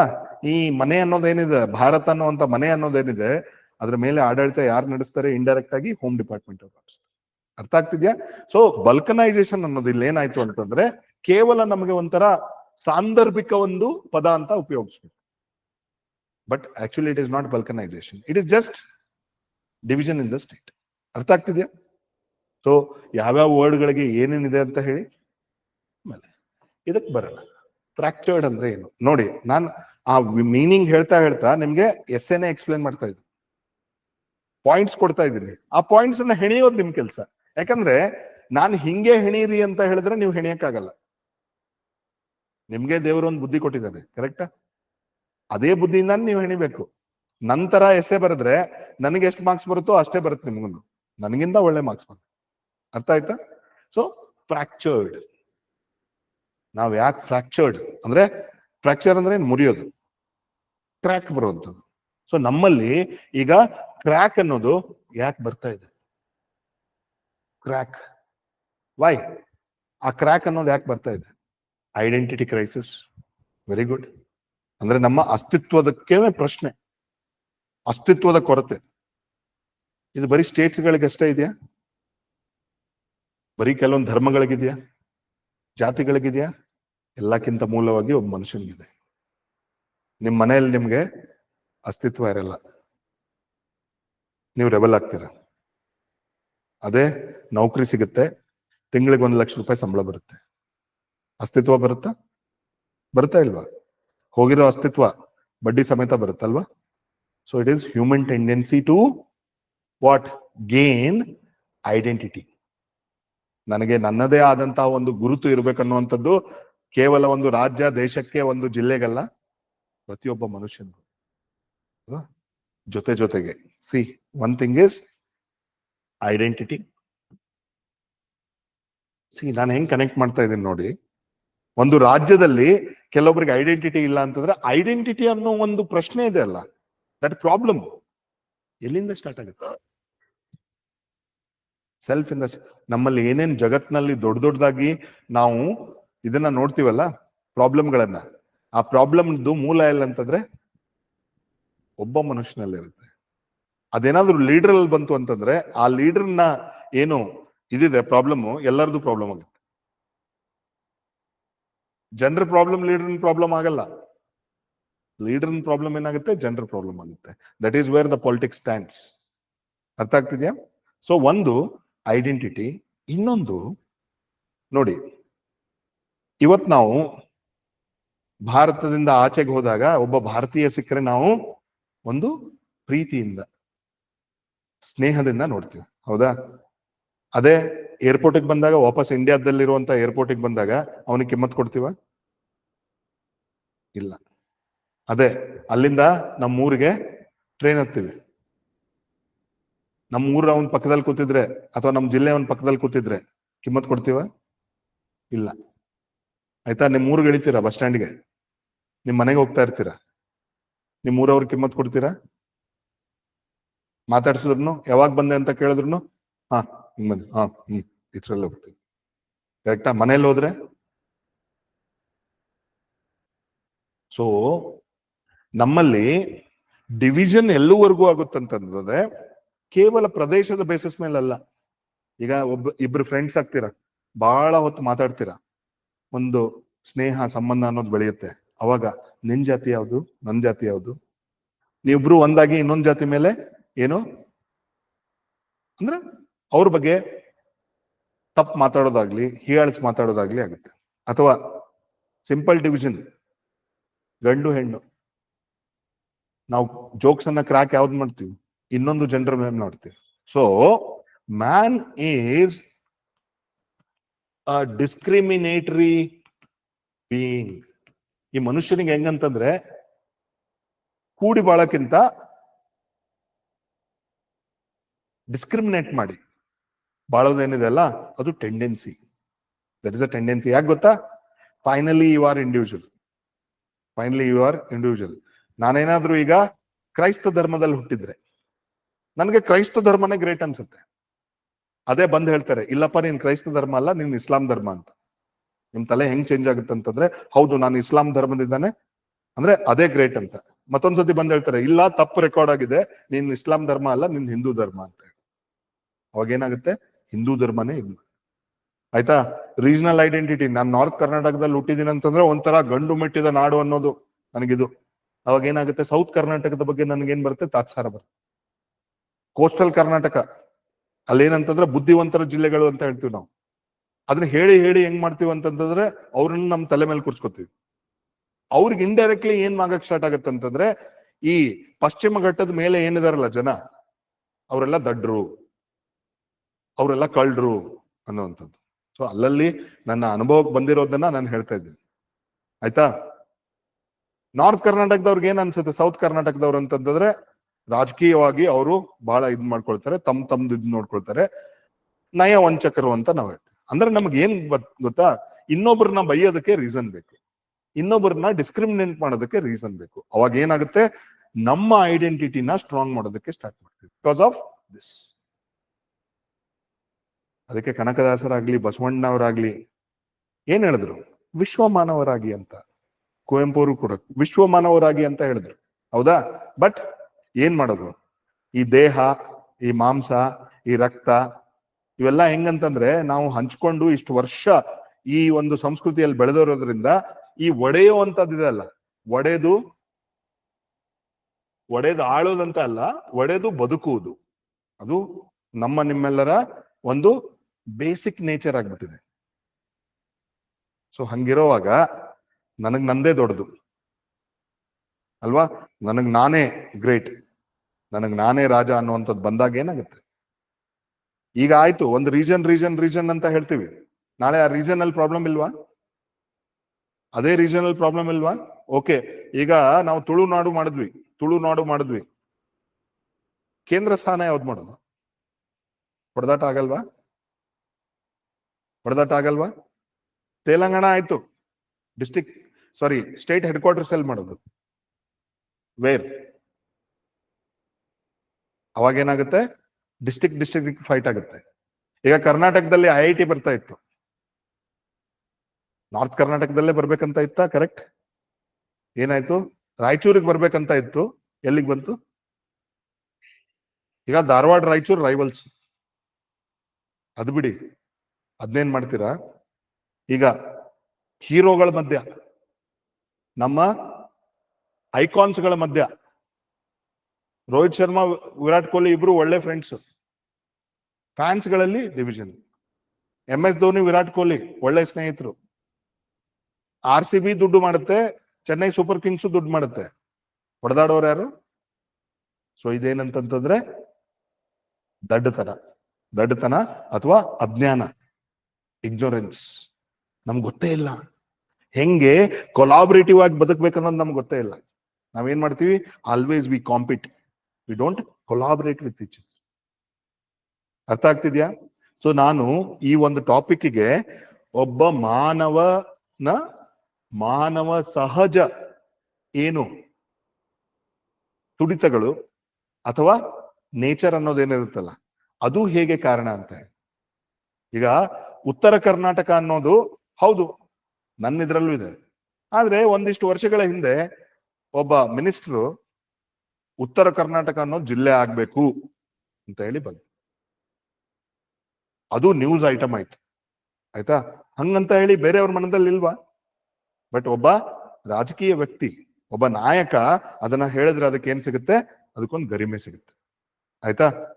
ಹಂಗಂತ ಹೇಳಿ ಅಲ್ಲೇನು ಪ್ರಾಬ್ಲಮ್ ಇಲ್ಲ ಅಂತ ಇದೆಯಾ? ಪ್ರಾಬ್ಲಮ್ ಇದೆ. ಓಕೆ, ನಾಳೆ ನಾರ್ತ್ ಕರ್ನಾಟಕ ಮಾಡಿದ್ವಿ, ಇದನ್ನೆಲ್ಲಿ ಮಾಡೋರು? ಕ್ಯಾಪಿಟಲ್ ಎಲ್ಲಿ ಮಾಡೋರು? ನನಗ್ ಬೆಳಗಾವಿ ಅಂತೀನಿ ನಾನು, ಇನ್ನೊಬ್ಬ ಹುಬ್ಬಳ್ಳಿ ಅಂತಾನೆ, ಇನ್ನೊಬ್ಬ ಗುಲ್ಬರ್ಗ ಅಂತಾನೆ. ಏನ್ ಮಾಡೋದು? ಅಲ್ಲಿ ಹೊಡೆದಾಡಕ್ಕೆ ಸ್ಟಾರ್ಟ್. ಈಗ ಜಾತಿ, ನಾನು ಈ ಜಾತಿ ಅಂತ ಹೇಳ್ತೀನಿ, ಅಥವಾ ಈ ಧರ್ಮ, ನಾನು ಹಿಂದೂ ಧರ್ಮ ಅಂತ ಹೇಳ್ತೀನಿ. ಹಿಂದೂ ಧರ್ಮದಲ್ಲಿರುವಂತಹ ಡಿಸ್ಕ್ರಿಮಿನೇಷನ್ ಬೇರೆ ಎಲ್ಲೂ ಇಲ್ಲ. ಯಾವ ಚಂದಕ್ಕೋಸ್ಕರ ನಾನು ಹಿಂದೂ ಧರ್ಮ ಅಂತ ಹೇಳ್ಕೋಬೇಕು? ಹಿಂದೂ ಧರ್ಮದಲ್ಲಿ ಓಕೆ, ಬೇರೆ ಬೇರೆ ಜಾತಿಗಳಿದ್ದಾವೆ, ಬ್ರಾಹ್ಮಣಿಸಮ್ ಇದೆ, ಲಿಂಗಾಯತಿಸಮ್ ಇದೆ, ಅದು ಇದು ಅಂತ ಹೇಳಿ. ಈಗ ಲಿಂಗಾಯತರು ತಗೊಂಡೆ ಒಳಬಣಗಳಿಲ್ವಾ? ಮ್ಯಾರೇಜ್ಗಳಾಗಲ್ಲ, ಈ ಗುಂಪು ಮ್ಯಾರೇಜ್ ಆಗಲ್ಲ, ಹೆಣ್ಣು ಕಡಿಮೆ ಇದೆ, ಜನಕ್ಕೆ ಅರ್ಥ ಆಗಲ್ಲ. ಆದ್ರೂ ಕೂಡ ಏನಂತ ನಮ್ ಜಾತಿದೆ ಬೇಕು, ನಮ್ಮ ಒಳ ಜಾತಿದೆ ಬೇಕು. ಒಳ ಜಾತಿದ್ ಬಂದಾದ್ಮೇಲೆ ಜಗಳ ಆಗಲ್ವ ಮನೇಲಿ? ಆಗತ್ತಾನೆ. ಸೊ ಹಂಗೇನಂತಂದ್ರೆ ನಮ್ಮ ಅಸ್ತಿತ್ವ ಅನ್ನುವಂಥದ್ದು ಏನು ಹೋರಾಟ ಇದೆ ಅಲ್ಲ, ಅದು ಯಾವತ್ತೂ ಮುಗಿಯಲ್ಲ. ಆದ್ರೆ ಅದಕ್ಕೇನಾದ್ರೂ ರಾಜಕೀಯ ಪ್ರಚೋದನೆ ಅನ್ನೋದು ಸಿಕ್ಕರೆ, ಅದಕ್ಕೇನಾದ್ರೂ ರಾಜಕೀಯ ಅನ್ನುವಂತ ಇಚ್ಛಾಶಕ್ತಿ ಸಿಕ್ಕರೆ, ಅದು ಒಂದು ಹೋರಾಟನೂ ಆಗ್ಬೋದು, ಅದು ಕ್ರಾಂತಿನೂ ಆಗ್ಬೋದು, ಅದು ಕಾರ್ಯರೂಪಕ್ಕೆ ಬಂದು ಈಡೇರ್ಲೂಬಹುದು. ಬಟ್ ಡಿಫರೆನ್ಸ್ ಏನಾಯ್ತು? ಓಕೆ, ಒಂದು ರಾಜ್ಯ ಆಯ್ತು, ಮುಂದೆ ಏನಾಯ್ತು? ಇವತ್ತು ಕರ್ನಾಟಕ ಹೈಯೆಸ್ಟ್ GST ಕೊಡ್ತಾ ಇದೀವಿ ನಾವು. ಪ್ರಾಬ್ಲಮ್ ಇದೆಯಾ? ಟ್ಯಾಕ್ಸ್ ಡೆವಲ್ಯೂಷನ್ ಅಲ್ಲಿ there is a problem. Okay, ನಾಳೆ ನೋಡಿ ಉತ್ತರ ಕರ್ನಾಟಕ ಅನ್ನೋದಾಯ್ತು. ಈಗ ಸದ್ಯಕ್ಕೆ ರಿಸೋರ್ಸ್ ಏನಿದೆ ಅಲ್ಲಿ? ಇರೋದೆಲ್ಲ ಬೆಂಗಳೂರಲ್ಲಿದೆ. ಇಡೀ ಕರ್ನಾಟಕದಲ್ಲಿ ಒಬ್ಬೊಬ್ರು ಎಲ್ಲಿ ಬಂದಿದ್ದಾರೆ? ಒಂದ್ ಮನೆಯಿಂದ ಒಬ್ರಾದ್ರೂ ಬೆಂಗಳೂರಲ್ಲಿದ್ದಾರೆ. ಇಲ್ಲಿಂದ ದುಡಿದು ಮನೆ ಕಳಿಸಿದಾಗ ಅಲ್ಲಿ ಮನೆ ನಡೆಯುತ್ತೆ. ಸೊ ಅದೇನಾದ್ರೂ ನಾವು ಇನ್ನೂ ಬೆಳೆಸ್ಬೇಕು ಅಂತಂತಂದ್ರೆ, ಈ ಸೌತ್ ಕರ್ನಾಟಕ ಜೊತೆಗೇನೆ ನಾರ್ತ್ ಕರ್ನಾಟಕ ಏನ್ ಮಾಡ್ಬೇಕು? ಸಂಘರ್ಷ ಮಾಡ್ಬೇಕು. ಅವಾಗ ಏನಾಗುತ್ತೆ? ನಾಳೆ ಈ ತರ ಆಗಿ ಸೌತ್ ಕರ್ನಾಟಕದಿಂದ ನಾರ್ತ್ ಕರ್ನಾಟಕ ಹೋಗ್ಬೇಕಾಯ್ತು ಅಂತಂದ್ರೆ ಚೆಕ್ ಪೋಸ್ಟ್ಗಳನ್ನ ಕ್ರಿಯೇಟ್ ಮಾಡ್ಬೇಕಾಗುತ್ತೆ. ಶಾಂತಿ ನೆಲೆಸೋದಕ್ಕೆ ಏನ್ ಮಾಡ್ಬೇಕಾಗುತ್ತೆ? ಬ್ಯಾರಿಕೇಡ್ಗಳನ್ನ ಎಳಿಬೇಕಾಗುತ್ತೆ. ಗೊತ್ತಾಗ್ತಿದ್ಯಾ? ಸೊ ಈ ಟಾಪಿಕ್ ಅನ್ನೋದು ಏನಿದೆ, ಇದು ಎಲ್ಲಾದ್ರೂ ತಗೊಂಡೋಗ್ಬೇಕು. ಬಟ್ ನಾನು ಹೇಳಿದೆ, ಯಾವ್ದನ್ನ ನೀವು ಮೂಲವಾಗಿ ಮಾತಾಡ್ಲೇಬೇಕು ಅನ್ನೋದು ಹೇಳಿದೆ. ಎಲ್ಲೆಲ್ಲಿ 3 ಕೂಗ್ಗಳಿದಾವೆ ಅದನ್ನ ಮಾತಾಡ್ಲೇಬೇಕು, ಅದ್ರ ಬ್ಯಾಕ್ ಗ್ರೌಂಡ್ ಮಾತಾಡ್ಲೇಬೇಕು, ಅದಕ್ಕೆ ಬೇಕಾಗಿರುವಂತಹ ಒಂದು ಏನು ಪರಿಹಾರಗಳನ್ನ ನೀವು ಮಾತಾಡ್ಲೇಬೇಕು. ಬಟ್ ಇವೆಲ್ಲ ಏನ್ ಮಾಡುತ್ತಂತಂದ್ರೆ ನಿಮ್ಮ ಆನ್ಸರ್ ಅನ್ನ ಎನ್ರಿಚ್ ಮಾಡುತ್ತೆ, ನಿಮ್ಮ ಎಸ್ಸೆಯನ್ನ ಎನ್ರಿಚ್ ಮಾಡುತ್ತೆ. ಆಯ್ತಾ? ಈಗ ಇವು ನಮ್ಮ ಮಾನವ ಸಹಜ ತುಮುಲಗಳು. ಇದನ್ನು ಶಾರ್ಟ್ ಆಗಿ ಮಾತಾಡ್ಬೇಕು. ಯಾಕೆ ಇವತ್ತು ನಾವು ಹೊಡಿತಾ ಇದ್ದೀವಿ? ಓಕೆ, ಉತ್ತರ ಕರ್ನಾಟಕ ಆಯ್ತು, ಇನ್ 100 ವರ್ಷ ಆದ್ಮೇಲೆ ಬರೀ ಉತ್ತರ ಕರ್ನಾಟಕ ಇರುತ್ತಾ, ಬರೀ ಸೌತ್ ಕರ್ನಾಟಕ ಇರುತ್ತಾ? ಓಕೆ, ಅದ್ರ ಜೊತೆಗೆ ತುಳುನಾಡು, ಕೊಡವ. ತುಳುನಾಡು ಯಾಕೆ? ಯಾಕಂತಂದ್ರೆ ಒಂದು ನೈಸರ್ಗಿಕ ಅಡೆತಡೆ ಅನ್ನೋದಿದೆ, ಅದು ನಮ್ಮ ಪಶ್ಚಿಮ ಘಟ್ಟ, ಈ ಕಡೆ ಸಮುದ್ರ. ಆದ್ರೆ ಅಲ್ಲಿ ಏನಿದೆ ಅಂತಂತಂದ್ರೆ ಇವತ್ತು ಆ ಸಂಸ್ಕೃತಿಯಿಂದನೋ ಅವರ ಆಹಾರ ಪದ್ಧತಿಯಿಂದನೋ ಏನಾಗಿದೆ ಅಂತಂತಂದ್ರೆ ಅವರಲ್ಲಿ ಒಂದು ಶೈಕ್ಷಣಿಕವಾಗಿ ಬೆಳವಣಿಗೆ ಆಗಿದೆ, ಅವರಲ್ಲಿ ಒಂದು ಔದ್ಯೋಗಿಕವಾದಂತ ಬೆಳವಣಿಗೆ ಆಗಿದೆ, ಅವರಲ್ಲಿ ಏನಂತಂದ್ರೆ ಒಂಥರ ಆರ್ಥಿಕ ಸಬಲೀಕರಣ ಅನ್ನೋದು ಏನಾಗಿದೆ, ಸಿಕ್ಕಿದೆ. ಅವಾಗ ಏನ್ ಮಾಡ್ತಾನೆ ಒಬ್ಬ ಮನುಷ್ಯ? ಶ್ರೀಮಂತ ಆದ್ರೆ ಏನ್ ಮಾಡ್ತಾನೆ? ತಿಜೋರಿಯಲ್ಲಿ ದುಡ್ಡನ್ನ ಇಡ್ತಾನೆ, ಇನ್ನೊಬ್ಬಗೆ ಅದನ್ನ ಯಾಕೆ ಹಂಚ್ಬೇಕು ಅವನು? ಸೊ ಏನಂತಂದ್ರೆ ಪ್ರಾಸ್ಪ್ಯಾರಿಟಿ, ಸಂಪತ್ತು, ವೆಲ್ತ್ ಅನ್ನೋದೇನಿದೆ ಅದನ್ನ ನಾವು ಏನ್ ಮಾಡ್ತೀವಿ, ನಾನು ಯಾಕೆ ಬೇರೆಯವ್ರ ಜೊತೆಗೆ ಹಂಚ್ಕೋಬೇಕು ಅಂತ. ಇವತ್ತು ಕರ್ನಾಟಕದ್ದಾಗ್ಲಿ ಸದರ್ನ್ ಸ್ಟೇಟ್ಸ್ದಾಗ್ಲಿ ಪ್ರಾಬ್ಲಮ್ ಅದೇ ಇರೋದು. ಏನ್ ಗೊತ್ತಾ? ನಾವು ಇಷ್ಟೊಂದು GST ಇದ್ ಮಾಡ್ತೀವಿ, ನಾವು ಇಷ್ಟೊಂದು ಎಂಪ್ಲಾಯ್ಮೆಂಟ್ ಜನರೇಟ್ ಮಾಡ್ತೀವಿ, ಇಷ್ಟೊಂದು ರಿಸೋರ್ಸ್ಗಳಿದಾವೆ, ಇಷ್ಟೊಂದು ಇನ್ಫ್ರಾಸ್ಟ್ರಕ್ಚರ್ ನಾವು ಡೆವಲಪ್ ಮಾಡಿದೀವಿ, ನಮ್ಮ ಪ್ರಾಂತ್ಯಕ್ಕೋಸ್ಕರ ನಾವು ನಮ್ಮ ಏನು ರಕ್ತವನ್ನ ಕೊಟ್ಟಿದೀವಿ. ಇವತ್ ನಾನು ದುಡಿದು ಯಾಕೆ ನಾರ್ತ್ ಇಂಡಿಯಾಗೆ ಕೊಡ್ಬೇಕು ಅಂತ? ಕರೆಕ್ಟಾ? ಎಸ್. ಒಂದು ವೇಳೆ ತಮಿಳ್ನಾಡಾಗ್ಲಿ ಕರ್ನಾಟಕ ಆಗ್ಲಿ ನಾವು ಇದನ್ನ ಒಪ್ಪೋದಿಲ್ಲ, ನಮಗೆ ಸಪರೇಟ್ ಒಂದು ದೇಶ ಬೇಕು ಅಂತ ಅಂದ್ರೆ ಏನಾಗುತ್ತೆ? ಅದು ಸೆಸೆಷನಿಸ್ಟ್, ಸೆಪರೇಟಿಸ್ಟ್, ಪ್ರತ್ಯೇಕವಾದಿ, ಅಲಗಾವಾದಿ ಅಂತ ಏನ್ ಕರಿತೀವಿ ಅದಾಗುತ್ತೆ. ಅದಕ್ಕೆ ನಮ್ಮ ಕಾನ್ಸ್ಟಿಟ್ಯೂಷನ್ ಏನಿದೆ ಅದಕ್ಕೆ ಅವಕಾಶನೇ ಇಲ್ಲ. ಹೆಂಗ್ ಮಾಡ್ತಿರೋದನ್ನ? ನಿಮ್ ಲಾ ಪಾಸ್ ಮಾಡ್ಕೋಬಹುದಾ? ನಿಮ್ಮ ಲೆಜಿಸ್ಲೇಟಿವ್ ಅಸೆಂಬ್ಲಿಯಲ್ಲಿ ಲಾ ಪಾಸ್ ಮಾಡಿದ್ರೆ ಆಗ್ಬಿಡುತ್ತಾ? No, right? ಜಮ್ಮು ಕಾಶ್ಮೀರ ಆ ಸಂದರ್ಭದಲ್ಲಿ ಆಗಿತ್ತಲ್ಲ, ಕಾನ್ಸ್ಟಿಟ್ಯೂಂಟ್ ಅಸೆಂಬ್ಲಿ ಇದು ಅದಕ್ಕೊಂದು ಮುದ್ರೆ ಸಿಕ್ಕರೆ ಆಯ್ತು ಅಂತ. ಸೊ ಆತರ ಆಗೋದಿಲ್ಲ ಅದು. ಅಂಡರ್ಸ್ಟುಡ್? ಸೊ ಇನ್ನು ಒಳಗಡೆ ಬಂದಾಗ ಏನಾಗುತ್ತೆ, ಸೌತ್ ಕರ್ನಾಟಕದವರು ನಾವ್ಯಾಕೆ ನಿಮಗೆ ಬಿಟ್ಕೊಡ್ಬೇಕು ಅಂತ ಹೇಳಿ ಇನ್ನೂ ಕೂಡ ಏನಂತಂತಂದ್ರೆ ನಿರ್ಲಕ್ಷ್ಯಕ್ಕೆ, ಇನ್ನೂ ಅವನತಿಗೆ ಕಾರಣನೂ ಆಗ್ಬೋದು. ಜನ ಅದರ ಬಗ್ಗೆ ಯೋಚನೆ ಮಾಡ್ಲಿಲ್ಲ ಅಂತಂದ್ರೆ, ಜನ ಕಾಳಜಿ ವಹಿಸಿ ಅವರ ಸ್ವಂತ ಹೊಟ್ಟೆ ತುಂಬಿಸ್ಕೊಳ್ಳುವಂತ ಕಾರ್ಯಕ್ರಮವನ್ನ ಅವ್ರು ನೋಡೋದಿಲ್ಲ. ಅಲ್ಲಿವರೆಗೆ ಏನಂತಂದ್ರೆ ಎಲ್ಲಾ ರಾಜ್ಯಗಳಾಗ್ಲಿ ಎಲ್ಲಾ ಪ್ರಾಂತ್ಯಗಳಾಗ್ಲಿ ತಮ್ಮ ಕಾಲಿನ ಮೇಲೆ ಕಲ್ಲನ್ನ ಚೆಲ್ಕೊಳ್ಳುವಂತ ಕೆಲಸ ಅವರೇ ಮಾಡ್ತಾರೆ. ಆದ್ರೆ ಇದಕ್ಕೆ ರಾಜಕೀಯವಾದಂತ ಬೆಂಬಲ ಬೇಕೇ ಬೇಕು, ಇಲ್ಲ ಅಂತಂತಂದ್ರೆ ಆಗೋದಿಲ್ಲ. ಅರ್ಥ ಆಗ್ತಿದ್ಯಾ? ಸೊ ಪಾಸಿಟಿವ್ಸ್ ನೆಗೆಟಿವ್ಸ್ ಪ್ಯಾರಲಲ್ ಆಗಿ ತಗೊಂಡು ಹೋಗ್ತಾರೆ. ಈ ಒಂದು ವಿಷಯ ಹಿಂಗಾಯ್ತು ಅಂತಂದ್ರೆ ಏನ್ ಮಾಡೋದು ಅಂತ. ಕೊಡವ ಅನ್ನೋದು ಇಟ್ಸ್ ಅ ರಿಚ್ ಕಲ್ಚರ್. ಅವ್ರಿಗೆ ಒಂದು ಅವರ ಏನು ಇದೇ ಬೇರೆ ಇದೆ, ಬ್ಯಾಕ್ ಗ್ರೌಂಡೇ ಬೇರೆ ಇದೆ. ಮಿಲಿಟರಿ ಬ್ಯಾಕ್ ಗ್ರೌಂಡ್ ಅನ್ನೋಕ್ಕಿಂತ ಅಲ್ಲಿ ಸುಮಾರು ಜನ ನಮಗೆ ಬೇರೆ ದೇಶದಿಂದ ಇಲ್ಲಿ ಏನು ವಸಾಹತುಗೋಸ್ಕರ ಬಂದಿದ್ರಲ್ಲ ಅಲ್ಲಿ ಹೋಗಿ ನೆಲೆಸಿದ್ರು. ಆಮೇಲೆ ಅಲ್ಲಿ ಆಲ್ರೆಡಿ ಏನಿತ್ತು ಅಂತಂದ್ರೆ ಟ್ರೈಬ್ ಅನ್ನೋದಿತ್ತು. Tribe, Kodava is a tribe ಆ ತರದ್ದು. ಆಮೇಲೆ ಅವರ ಎಸ್ಟೇಟ್ಗಳಲ್ಲಿ ದುಡಿಯೋದಕ್ಕೆ ಬೇರೆ ಬೇರೆ ಕಡೆಯಿಂದ ಜನ ಬಂದ್ರು. ಅದು ಆಫ್ರಿಕಾದಿಂದನೂ ಆಗಿರ್ಬೋದು, ಬೇರೆ ಲ್ಯಾಟಿನ್ ಅಮೆರಿಕಾದಿಂದನೂ ಆಗಿರ್ಬೋದು. ಅಲ್ಲಿ ಬಂದು ಏನ್ ಮಾಡಿದ್ರು, ಅವರು ನೆಲೆಸಿದ್ರು. ಆಯ್ತಾ? ಆಮೇಲೆ ಏನಂತಂದ್ರೆ ಅಲ್ಲಿನ ಮಣ್ಣಿನ ಗುಣ, ಅಲ್ಲಿನ ಆರ್ಥಿಕ ವ್ಯವಸ್ಥೆ, ಅಲ್ಲಿಯ ಸಂಸ್ಕೃತಿ, ಅದೆಲ್ಲ ಏನಂತಂದ್ರೆ ಅವ್ರಿಗೊಂದು ಬೇರೆ ಆದಂತಹ ಒಂದು ಐಡೆಂಟಿಟಿಯನ್ನು ಕೊಡ್ತಾರೆ. ಆಮೇಲೆ ಏನಂತಂದ್ರೆ ಎಲ್ಲರೂ ಕಾಫಿ ಬೆಳಿತಾರೆ, ಅವರ ಡಿಸ್ಪೋಸಬಲ್ ಇನ್ಕಮ್ ಜಾಸ್ತಿ ಇದೆ. Per capita income of that particular region is more. Yes or no? So ನಾನೊಬ್ಬ ಇವತ್ತು ಆಡಿ ಕಾರೋ ಬೆಂಜ್ ಕಾರಲ್ಲೂ ಬರ್ತಾ ಇದ್ದೀನಿ, ನಾನು ಇನ್ನೊಬ್ಬರಿಗೆ ಲಿಫ್ಟ್ ಕೊಡ್ತೀನಿ ಹಂಗೇನೆ. ಆಯ್ತಪ್ಪ ಬಾರ್, ಯಾರೋ ಬಸ್ ಸ್ಟ್ಯಾಂಡ್ ಅಲ್ಲಿ ಕಾಯ್ತಾ ನಿಂತಿರ್ತಾನೆ, ನಿಮ್ಗೆ ಹಿಂಗಂತಾನೆ, ಅವನ್ನ ಈಸಿಯಾಗಿ ಹಚ್ಕೊಂಡ್ಬಿಡ್ತೀರಾ ನೀವು? ಆಡಿ ಅಥವಾ ಬೆಂಜ್ ಕಾರಲ್ಲಿ ಹೋಗ್ತಾ ಇರ್ತೀರಾ, ಅವ್ನ ಹಚ್ಕೊಂಡ್ಬಿಡ್ತೀರಾ? ನೀವು ನಿಮ್ ಗತ್ತಲ್ಲೇ ಹೋಗ್ತೀರಾ. ಬಿಕಾಸ್ ಮ್ಯಾನ್ ಈಸ್ ಇನ್ಹೆರೆಂಟ್ಲಿ ನಮ್ಮ ರಿಸೋರ್ಸ್ ಅನ್ನ ಯಾಕೆ ಬಿಟ್ಕೊಡೋಣ? ಬಟ್ ನಮ್ಮಲ್ಲಿ ಏನಾಗಿದೆ ಅಂತಂತಂದ್ರೆ ಇತಿಹಾಸದಲ್ಲಿ ಅದು ನಮ್ಮ ಹೈದರಾಬಾದ್ ಕರ್ನಾಟಕ ಆಗಿರ್ಬೋದು ಅಥವಾ ಛೋಟಾ ನಾಗ್ಪುರ್ ಪ್ಲಾಟ್ಯೂ ಆಗಿರ್ಬೋದು, ಇವೆಲ್ಲ ರಿಸೋರ್ಸ್ಫುಲ್ ಅಲ್ಲ. ಇವತ್ತು ನಿಜಾಮ್ ಹತ್ರ ವಜ್ರ ವೈಡೂರ್ಯಗಳಿತ್ತು ಅಂತಂತಂದ್ರೆ, ಚಿನ್ನ ಆಗ ಹಂಪಿಯಲ್ಲಿ ಚಿನ್ನ ತೂಗ್ತಾ ಇದ್ರು ಅಂತಂತಂದ್ರೆ ಎಲ್ಲಿಂದ ಇತ್ತು? ಅದೇ ರೀಜನ್ ಅಲ್ಲಿ ಇತ್ತು. Chota Nagpur plateau, it is one of the richest mineral heartland of India, ಹೌದಾ ಇಲ್ವಾ? ಆದ್ರೆ ಇವತ್ತಲ್ಲಿ ಸೋಷಿಯಲ್ ಇಂಡಿಕೇಟರ್ಸ್, ಸಾಮಾಜಿಕ ಇಂಡಿಕೇಟರ್ಸ್ ಅಂತ ಹೇಳ್ತೀವಲ್ಲ, MMR, IMR, birth rate, medical ವ್ಯವಸ್ಥೆ, ಅವೆಲ್ಲ ಹೆಂಗಿದೆ? ಯಾಕೆ? ಯಾಕಂತಂದ್ರೆ ಎಲ್ಲಿ ರಿಸೋರ್ಸ್ ರಿಚ್ ಇರುತ್ತೆ ಅಲ್ಲಿ ಕ್ಯಾಪಿಟಲಿಸ್ಟಿಕ್ ಫೋರ್ಸ್ಗಳು ಬಂದು ಬೇರೂರ್ತವೆ. ಅಲ್ಲಿ ಏನಂತಂದ್ರೆ ಕಟ್ಟಡಗಳು ನಿರ್ಮಾಣ ಆಗ್ತವೆ, ಮಷೀನ್ಗಳು ರನ್ ಆಗಕ್ ಸ್ಟಾರ್ಟ್ ಮಾಡ್ತವೆ. ಆದ್ರೆ ಅಲ್ಲಿಗೆ ಬೇಕಾಗಿರುವಂತ ಕೂಲಿ ಕೆಲಸದವ್ರು ಎಲ್ಲಿಂದ ಸಿಗ್ತಾರೆ? ಒಂದು ರೀತಿಯಾಗಿ ನಿಮ್ಮ ಮನೆ ಕೆಳಗಡೆ ನಿಧಿ ಇದೆ, ಅದು ನಿಮ್ಗೆ ಗೊತ್ತಾಗ್ತಾ ಇಲ್ಲ. ನಿಧಿಗೆ ನಿಮ್ಗೆ ಕೈ ಹಚ್ಚಕ್ ಬಿಡ್ತಾ ಇಲ್ಲ, ಆದ್ರೆ ನಿಧಿಯನ್ನ ಕಾಯೋ ಕೆಲಸ ನಿಮ್ ಕೈಯಲ್ಲಿ ಮಾಡಿಸ್ತಾ ಇದೆ. Exactly this is what is the problem with Africa also. Africa is rich ಅಲ್ವಾ? ಸೊ ಎಲ್ಲೆಲ್ಲಿ ನಮ್ಗೆ ಮಿನರಲ್ಸ್ ಆಗ್ಲಿ, ನೈಸರ್ಗಿಕ ಸಂಪತ್ತಾಗ್ಲಿ, ಎಲ್ಲೆಲ್ಲಿ ರಿಚ್ ಇದೆ ಅಲ್ಲಿ ನಾವೇನ್ ನೋಡ್ತೀವಿ? ಇಂಥ ಒಂದು ಶೋಷಣೆಯನ್ನ ನೋಡ್ತೇವೆ, ಹೌದಾ? ನಕ್ಸಲಿಸಮ್ ಅನ್ನೋದು ಕ್ರಿಯೇಟ್ ಎಲ್ಲಿಂದ ಆಯ್ತು? ಆಬ್ಸೆಂಟಿ ಲ್ಯಾಂಡ್ ಲಾರ್ಡಿಸಮ್ ಇಂದ ಸ್ಟಾರ್ಟ್ ಆಯ್ತು.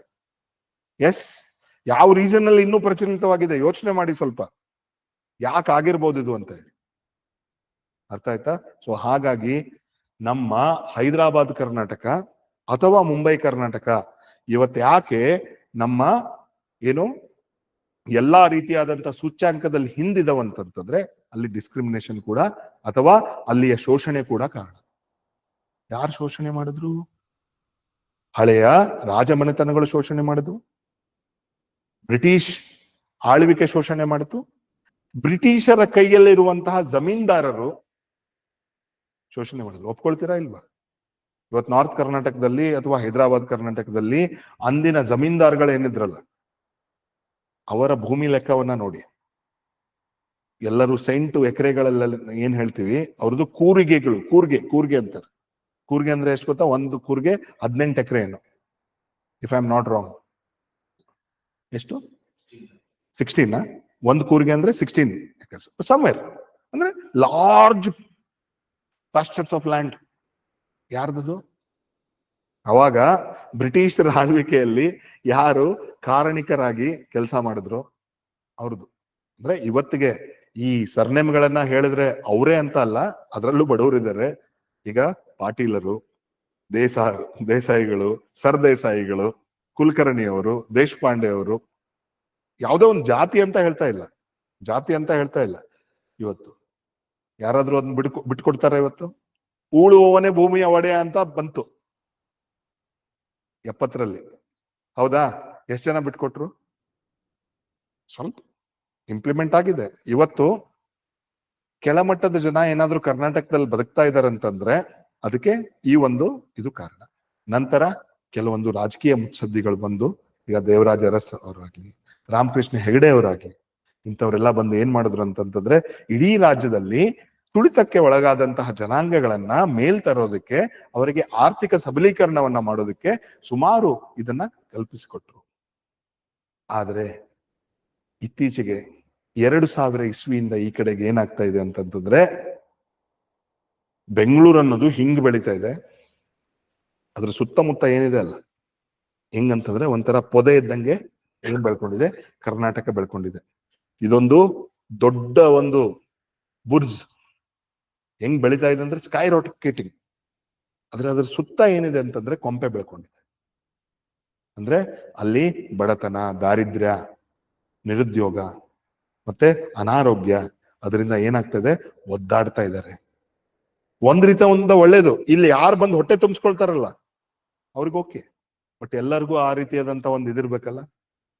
ಅವಾಗ ಏನ್ ಮಾಡ್ತಾರೆ? ಕೆಲವೊಬ್ರು ಎಲ್ಲಿದ್ದಾರೋ ಅಲ್ಲೇ ಇರ್ತಾರೆ. ಏನನ್ನ ಎಕ್ಸ್ಪೆಕ್ಟ್ ಮಾಡ್ತಾರೆ? ರಾಜಕೀಯ ಭಿಕ್ಷೆಯನ್ನ ಎಕ್ಸ್ಪೆಕ್ಟ್ ಮಾಡ್ತಾರೆ. ರಾಜಕೀಯ ಭಿಕ್ಷೆ ಅಂತಂತಂದ್ರೆ ಅದು ಚುನಾವಣಾ ಪೂರ್ವ ಆಗಿರ್ಬೋದು ಅಥವಾ ಚುನಾವಣಾ ಉತ್ತರ ಆಗಿರ್ಬೋದು. ಯಾರು ತಮ್ಮ ಹಕ್ಕನ್ನ ಏನ್ ಮಾಡೋದಿಲ್ಲ, ಹಕ್ಕನ್ನ ಪ್ರತಿಪಾದಿಸೋದಿಲ್ಲ. ಏನ್ ಮಾಡ್ತಾರೆ, ಸಿಕ್ತಾ ಮತ್ ಬೆಳಗ್ಗೆ. ಸೊ ಜೀವನವನ್ನ ಏನಂತಂದ್ರೆ ಒಂದು ತಾತ್ಕಾಲಿಕವಾಗಿ ನೋಡ್ತಾ ಹೋಗ್ತಾರೆ, ಒಂದು ಏನು ದಾರ್ಶನಿಕವಾಗಿ ನೋಡೋದಿಲ್ಲ.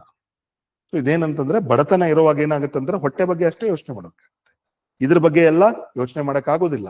ಸೊ ಹಂಗಾಗಿ ಇವತ್ತು ನಮ್ಮ ಹೈದರಾಬಾದ್ ಕರ್ನಾಟಕ ಅಥವಾ ಮುಂಬೈ ಕರ್ನಾಟಕದಲ್ಲಿ ಕೆಲವೊಂದು ಪ್ರದೇಶಗಳು ಹಿಂದೆ ಉಳಿದಿದ್ದಾವಂತ ಹೇಳಿದ್ರೆ ಈ ಎಲ್ಲವೂ ಅದಕ್ಕೆ ಕಾರಣ. ಜೊತೆಗೆ ರಾಜಕೀಯ ಇಚ್ಛಾಶಕ್ತಿ ಇಲ್ಲದೆ ಇರುವಂಥದ್ದು. ಅದಕ್ಕೋಸ್ಕರ ಏನ್ ಮಾಡಿದ್ವಿ ನಾವು, ಸುಮಾರು ಸವಲತ್ತುಗಳನ್ನ ತಗೊಂಡ್ವಿ. ಅದರಲ್ಲಿ ಮುಖ್ಯವಾಗಿ ಬಂದದ್ದು 371J. 371J ಅಲ್ಲಿ ಮುಖ್ಯವಾಗಿ ನಮಗೆ 4 ಪ್ರೊವಿಷನ್ಸ್ ಬರುತ್ತೆ. ಒಂದು ರಿಸರ್ವೇಶನ್, ಆಯ್ತಾ, ಇನ್ನೊಂದು ಡೆವಲಪ್ಮೆಂಟ್ ಬೋರ್ಡ್, ಆ ರೀತಿಯಾದಂತ ಇನ್ನೊಂದೆರಡು ಇವು ಬರುತ್ತೆ. ಅದನ್ನ ನೀವು ಐಡೆಂಟಿಫೈ ಮಾಡಿ ಬರೀಲೇಬೇಕು. ಒಂದ್ ವೇಳೆ ಹೀಗೆ ಬಿಟ್ರೆ ನಾಳಿನ ದಿವಸ 371Z 371AC ಯಾವ್ದಕ್ಕೆ ಬರುತ್ತೆ, ಮುಂಬೈ ಕರ್ನಾಟಕಕ್ಕೂ ಬರ್ಬೇಕಾಗುತ್ತೆ. ಆಯ್ತಾ, ಒಂದು ಕಡೆ ಅತಿ ಹೆಚ್ಚು GST ಅನ್ನ ಕೊಡ್ತಾ ಇದ್ದೀವಿ, ಇನ್ನೊಂದು ಕಡೆ ನಾವು ಆಸ್ಪಿರೇಷನಲ್ ಸ್ಟೇಟ್ ಅದರಲ್ಲಿ ಭಾಗ ಅಥವಾ ಏನಂತಂದ್ರೆ ಮೋಸ್ಟ್ ಬ್ಯಾಕ್ವರ್ಡ್ ಡಿಸ್ಟ್ರಿಕ್ಟ್ಸ್ ಅನ್ನ ನಾವು ಹೊಂದಿದ್ದೀವಿ. ಅರ್ಥ ಮಾಡ್ಕೊಳ್ಳಿ, ಒಂದು ಕಡೆ ಬ್ಯಾಂಗ್ಳೂರ್ ಅನ್ನೋದು ಗ್ಲೋಬಲ್ ಪರಿಧಿಯಲ್ಲಿದೆ, ಇನ್ನೊಂದು ಕಡೆ ನಮ್ಮ ಕೆಲವೊಂದು ಜಿಲ್ಲೆಗಳು ಕೆಲವೊಂದು ತಾಲೂಕುಗಳು ಕೂಡ ಗ್ಲೋಬಲ್ ಪರಿಧಿಯಲ್ಲಿದ್ದಾವೆ. ಅಂದ್ರೆ ಗ್ಲೋಬಲ್ ನಕ್ಷೆಯಲ್ಲಿ ಯಾವುದಕ್ಕೆ, ಬಡತನಕ್ಕೆ, ನಿರುದ್ಯೋಗಕ್ಕೆ. ಎಷ್ಟು ಕಿಲೋಮೀಟರ್ ದೂರ, ಒಂದು 300 ಕಿಲೋಮೀಟರ್ ದೂರದಲ್ಲಿ ನಾವು ಇದನ್ನ ನೋಡ್ತೇವೆ. ಅರ್ಥ ಆಗ್ತಿದ್ಯಾ? ಸೊ ಏನಂತಂದ್ರೆ ಇವುಗಳಿಗೆ ಬಾಲ್ಕನೈಸೇಷನ್ ಅಂದ್ರೆ ಒಡೆಯೋದು, it is not a solution. ಯಾವತ್ತೂ ಕೂಡ ಒಡೆಯೋದನ್ನ ಸೊಲ್ಯೂಷನ್ ಅಂತ ಕೊಡಬೇಕು. ಆತರ ನಾವು ಸ್ವಲ್ಪ ಏನಾಗುತ್ತೆ ಅಂತಂದ್ರೆ ನಮ್ಮ ಆಟಿಟ್ಯೂಡ್ ಅಲ್ಲಿ ಪ್ರಶ್ನೆ ಆಗುತ್ತೆ. ಆದಷ್ಟು ಏನಂತಂತಂದ್ರೆ ನಾವು ಒಂದಾಗಿ ಬಾಳುವಂಥದ್ದನ್ನೇ ಕಲಿಬೇಕು, ಒಟ್ಟುಗೂಡಿ ಬೆಳಿಬೇಕಾಗಿರೋದನ್ನ ಕಲಿಬೇಕು. ಎಲ್ಲೆಲ್ಲಿ ನಮಗೆ ತೊಂದರೆ ಇದೆ ಅದನ್ನ ನಾವು ರಾಜಕೀಯವಾಗಿ ಏನ್ ಮಾಡ್ಬೇಕು, ಅಡ್ರೆಸ್ ಮಾಡ್ಬೇಕು, ಅದಕ್ಕೆ ಪರಿಹಾರ ತಂದು ಕೊಡ್ಬೇಕು. ಅದರಲ್ಲಿ 371J ಅದು ಬಿಟ್ಟು ಇವತ್ತು ನಾವು ಏನ್ ಮಾಡ್ತಾ ಇದೀವಿ, ಬೇರೆ ಬೇರೆ ರೀಜನಲ್ ಸ್ಪೆಸಿಫಿಕ್ ಸ್ಕೀಮ್ಸ್ ಅನ್ನ ತಗೊಂಡ್ ಬರ್ತಾ ಇದ್ದೀವಿ. Region specific schemes, yes. So Kalyana ಕರ್ನಾಟಕಕ್ಕೇನೆ ಈ ಸ್ಕೀಮ್ಗಳು, ಕಿತ್ತೂರು ಕರ್ನಾಟಕಕ್ಕೇನೆ ಈ ಸ್ಕೀಮ್, ಈ ತರ ಎಲ್ಲ ತರ್ತಾ ಇದ್ದೀವಿ. ಇತ್ತೀಚೆಗೆ ನಾವು ಎಲ್ಲಾ ಕಡೆನೂ ಕೂಡ ಈ ರೀಜನಲ್ ಕನೆಕ್ಟಿವಿಟಿ ಸ್ಕೀಮ್ ಉಡಾನ್ 1.0, 2.0, 3.0 ಅಂತ ಏನ್ ಮಾಡ್ತಾ ಇದೀವಿ. ಇವತ್ತು ಕರ್ನಾಟಕದಲ್ಲಿ ಹುಡುಕಿದ್ರೆ ಒಂದು 20 ಏರ್ಪೋರ್ಟ್ಗಳು ಸಿಗುತ್ತೆ. ಸಣ್ಣ ಪುಟ್ಟ ಎಲ್ಲ ಹುಡುಕಿದ್ರೆ ಒಂದು 20 ಏರ್ಪೋರ್ಟ್ ಸಿಗುತ್ತಾ? ಇವತ್ತು ನಮ್ಮ ಇನ್ಫ್ರಾಸ್ಟ್ರಕ್ಚರ್ ವ್ಯವಸ್ಥೆ ಸರಿ ಆಗ್ತಾ ಇದೆಯಾ? ಕಾರಿಡಾರ್ಸ್ ಬರ್ತಾ ಇದಾವೆ, ಕಾರಿಡಾರ್ಸ್ ಬಂದಿದ್ದಾವೆ. ಫಾರ್ ಎಕ್ಸಾಂಪಲ್ ಇಂಡಸ್ಟ್ರಿಯಲ್ ಕಾರಿಡಾರ್ ಅಂತ ಹೇಳ್ತೀವಿ, ಇಂಡಸ್ಟ್ರೀಸ್ ಇನ್ನೂ ಬರ್ತಾ ಇಲ್ಲ, ಯಾಕಂದ್ರೆ ಅವೆಲ್ಲ ಬೆಂಗಳೂರಲ್ಲೇ ಕೂತಿದ್ದಾವೆ. ಸೊ ಇದಕ್ಕೆ ಏನಂತಂದ್ರೆ ಎಲ್ಲದಕ್ಕೂ ಮೂಲ ನಮ್ಮ ರಾಜಕೀಯ ಇಚ್ಛಾಶಕ್ತಿ ಅನ್ನೋದೇನಿದೆ ಅದನ್ನ. ಇಲ್ಲಿ ನಮ್ಮ ಹಳೆಯ ಮಾಜಿ ಮುಖ್ಯಮಂತ್ರಿಗಳ ಬಗ್ಗೆ, ಮಿನಿಸ್ಟರ್ಗಳ ಬಗ್ಗೆ, ದಿವಾನರ ಬಗ್ಗೆ ನೀವು ಹೇಳ್ಬೋದು. ಆದ್ರೆ ಇತ್ತೀಚೆಗೆ ಪ್ರಚಲಿತ ಇರುವಂತಹ ಪೊಲಿಟಿಕಲ್ ಪರ್ಸನ್ಸ್ ಅನ್ನ ತರಕ್ ಹೋಗ್ಬೇಡಿ. ಯಾರು ತೀರ್ ಹೋಗಿದ್ದಾರೆ, ಮಾಜಿ ಯಾರಾಗಿದ್ದಾರೆ ಅವ್ರ ಬಗ್ಗೆ ನೀವು ಒಳ್ಳೇದನ್ನ ಮಾತಾಡಿ, ಕೆಟ್ಟದ್ದು ಯಾರ ಬಗ್ಗೆನೂ ಮಾತಾಡ್ಬಾರ್ದು. ಯಾಕಂದ್ರೆ ಅದು ನಮ್ಮ ನೋಟ ಅಷ್ಟೇ, ಅದು ಎಲ್ಲರೂ ಸರ್ವಸಮ್ಮತವಾಗಿ ಒಪ್ಕೊಳ್ಬೇಕಂತ ಏನೂ ಇಲ್ಲ. ಆಯ್ತಾ, ಅಲ್ಲೇನಾಗುತ್ತೆ, ಸ್ವಲ್ಪ ನೆಗೆಟಿವ್ ಆಗೋ ಚಾನ್ಸ್ ಇರುತ್ತೆ. ಹೊಗಳೋದಿದೆಯಾ, ಮುಕ್ತವಾಗಿ ಹೊರಟು. ತೆಗಳೋದನ್ನ ಇಂಡೈರೆಕ್ಟ್ ಆಗಿ ಶಾಲಲ್ಲಿ ಚಪ್ಪಲಿ ಹಾಕುವಂತ ಕೆಲಸವನ್ನ ಮಾಡ್ಬೋದು, ಬಟ್ ಡೈರೆಕ್ಟ್ ಆಗಿ ಯಾರ ಮೇಲೂ ಇದ್ ಮಾಡಕ್ ಹೋಗ್ಬೇಡಿ. ಈಗ ನಾನು ಹೇಳಿದೆ, ಯಾವುದೋ ಒಬ್ಬ ಪೊಲಿಟಿಕಲ್ ಲೀಡರು ನಾರ್ತ್ ಕರ್ನಾಟಕದ, ನನ್ನ ಹೆಸರು ತಗೊಳ್ಳಿಲ್ಲ, ಅದೇ ರೀತಿಯಾಗಿ ಒಳ್ಳೇದ ಕೆಟ್ಟದ ಅದು ಆಮೇಲೆ, ಆಯ್ತಾ. ಆದ್ರೆ ಕೆಲವೊಂದು ಮುಖ್ಯಮಂತ್ರಿಗಳು ಒಳ್ಳೆ ಕೆಲಸ ಮಾಡಿದ್ರು ಅಂತ ನಾನು ಹೇಳಿದೆ, ದೇವರಾಜ ಅರಸ್ ಟೈಮಲ್ಲಿ, ರಾಮಕೃಷ್ಣ ಹೆಗಡೆ ಟೈಮಲ್ಲಿ ನಾನು ಹೇಳಿದೆ. ಆದ್ರೆ ಬೆಂಗಳೂರನ್ನ ಬೆಳೆಸಿದವ್ರು ಕೆಲವೊಂದು ಮುಖ್ಯಮಂತ್ರಿಗಳಿದ್ದಾರೆ. ಆದ್ರೆ ನಾನು ಅದ್ರ ಬಗ್ಗೆ ಸ್ವಲ್ಪ ಏನು ವ್ಯಕ್ತಪಡಿಸ್ತಾ ಇದ್ದೀನಿ, ಪ್ರತಿರೋಧನವನ್ನ ವ್ಯಕ್ತಪಡಿಸ್ತಾ ಇದ್ದೀನಿ, ಹೌದಾ? ಅವಾಗ ನಾನು ಅವ್ರ ಹೆಸರು ತಗೊಳಕ್ ಆಗಲ್ಲ. ಅರ್ಥ ಆಗ್ತಿದ್ಯಾ? ಎಲ್ಲಿ ಹೊಗಳ್ಬಹುದು, ಮುಕ್ತ ಕಂಠವಾಗಿ ನೀವು ಅವ್ರ ಹೆಸರನ್ನ ತಗೊಂಡು ಹೊಗಳಿ, ಆದ್ರೆ ಎಲ್ಲಿ ತಗೊಳ್ಬೇಕಲ್ಲ ಇಂಡೈರೆಕ್ಟ್ ಆಗಿ ನೀವು ಅದನ್ನ ಹೇಳ್ಬೋದು. ಅಂದ್ರೆ ನಾವು ಇವತ್ತು ಆಫೀಸರ್ ಆಗಿ ಹೋದ್ರೆ ನಾವು ಹೆಡ್ ಆನ್ ತಗೊಳಕ್ ಆಗಲ್ಲ. ಹೆಡ್ ಆನ್ ಆದ್ರೆ ಹೊಗಳೋದಿದ್ದಾಗ ಹೊಗಳ್ಬೋದು. ಅಂದ್ರೆ ನಮ್ಮ ಕಾರ್ಯಗಳನ್ನ ನಾವು ಮಾಡ್ಬೇಕು.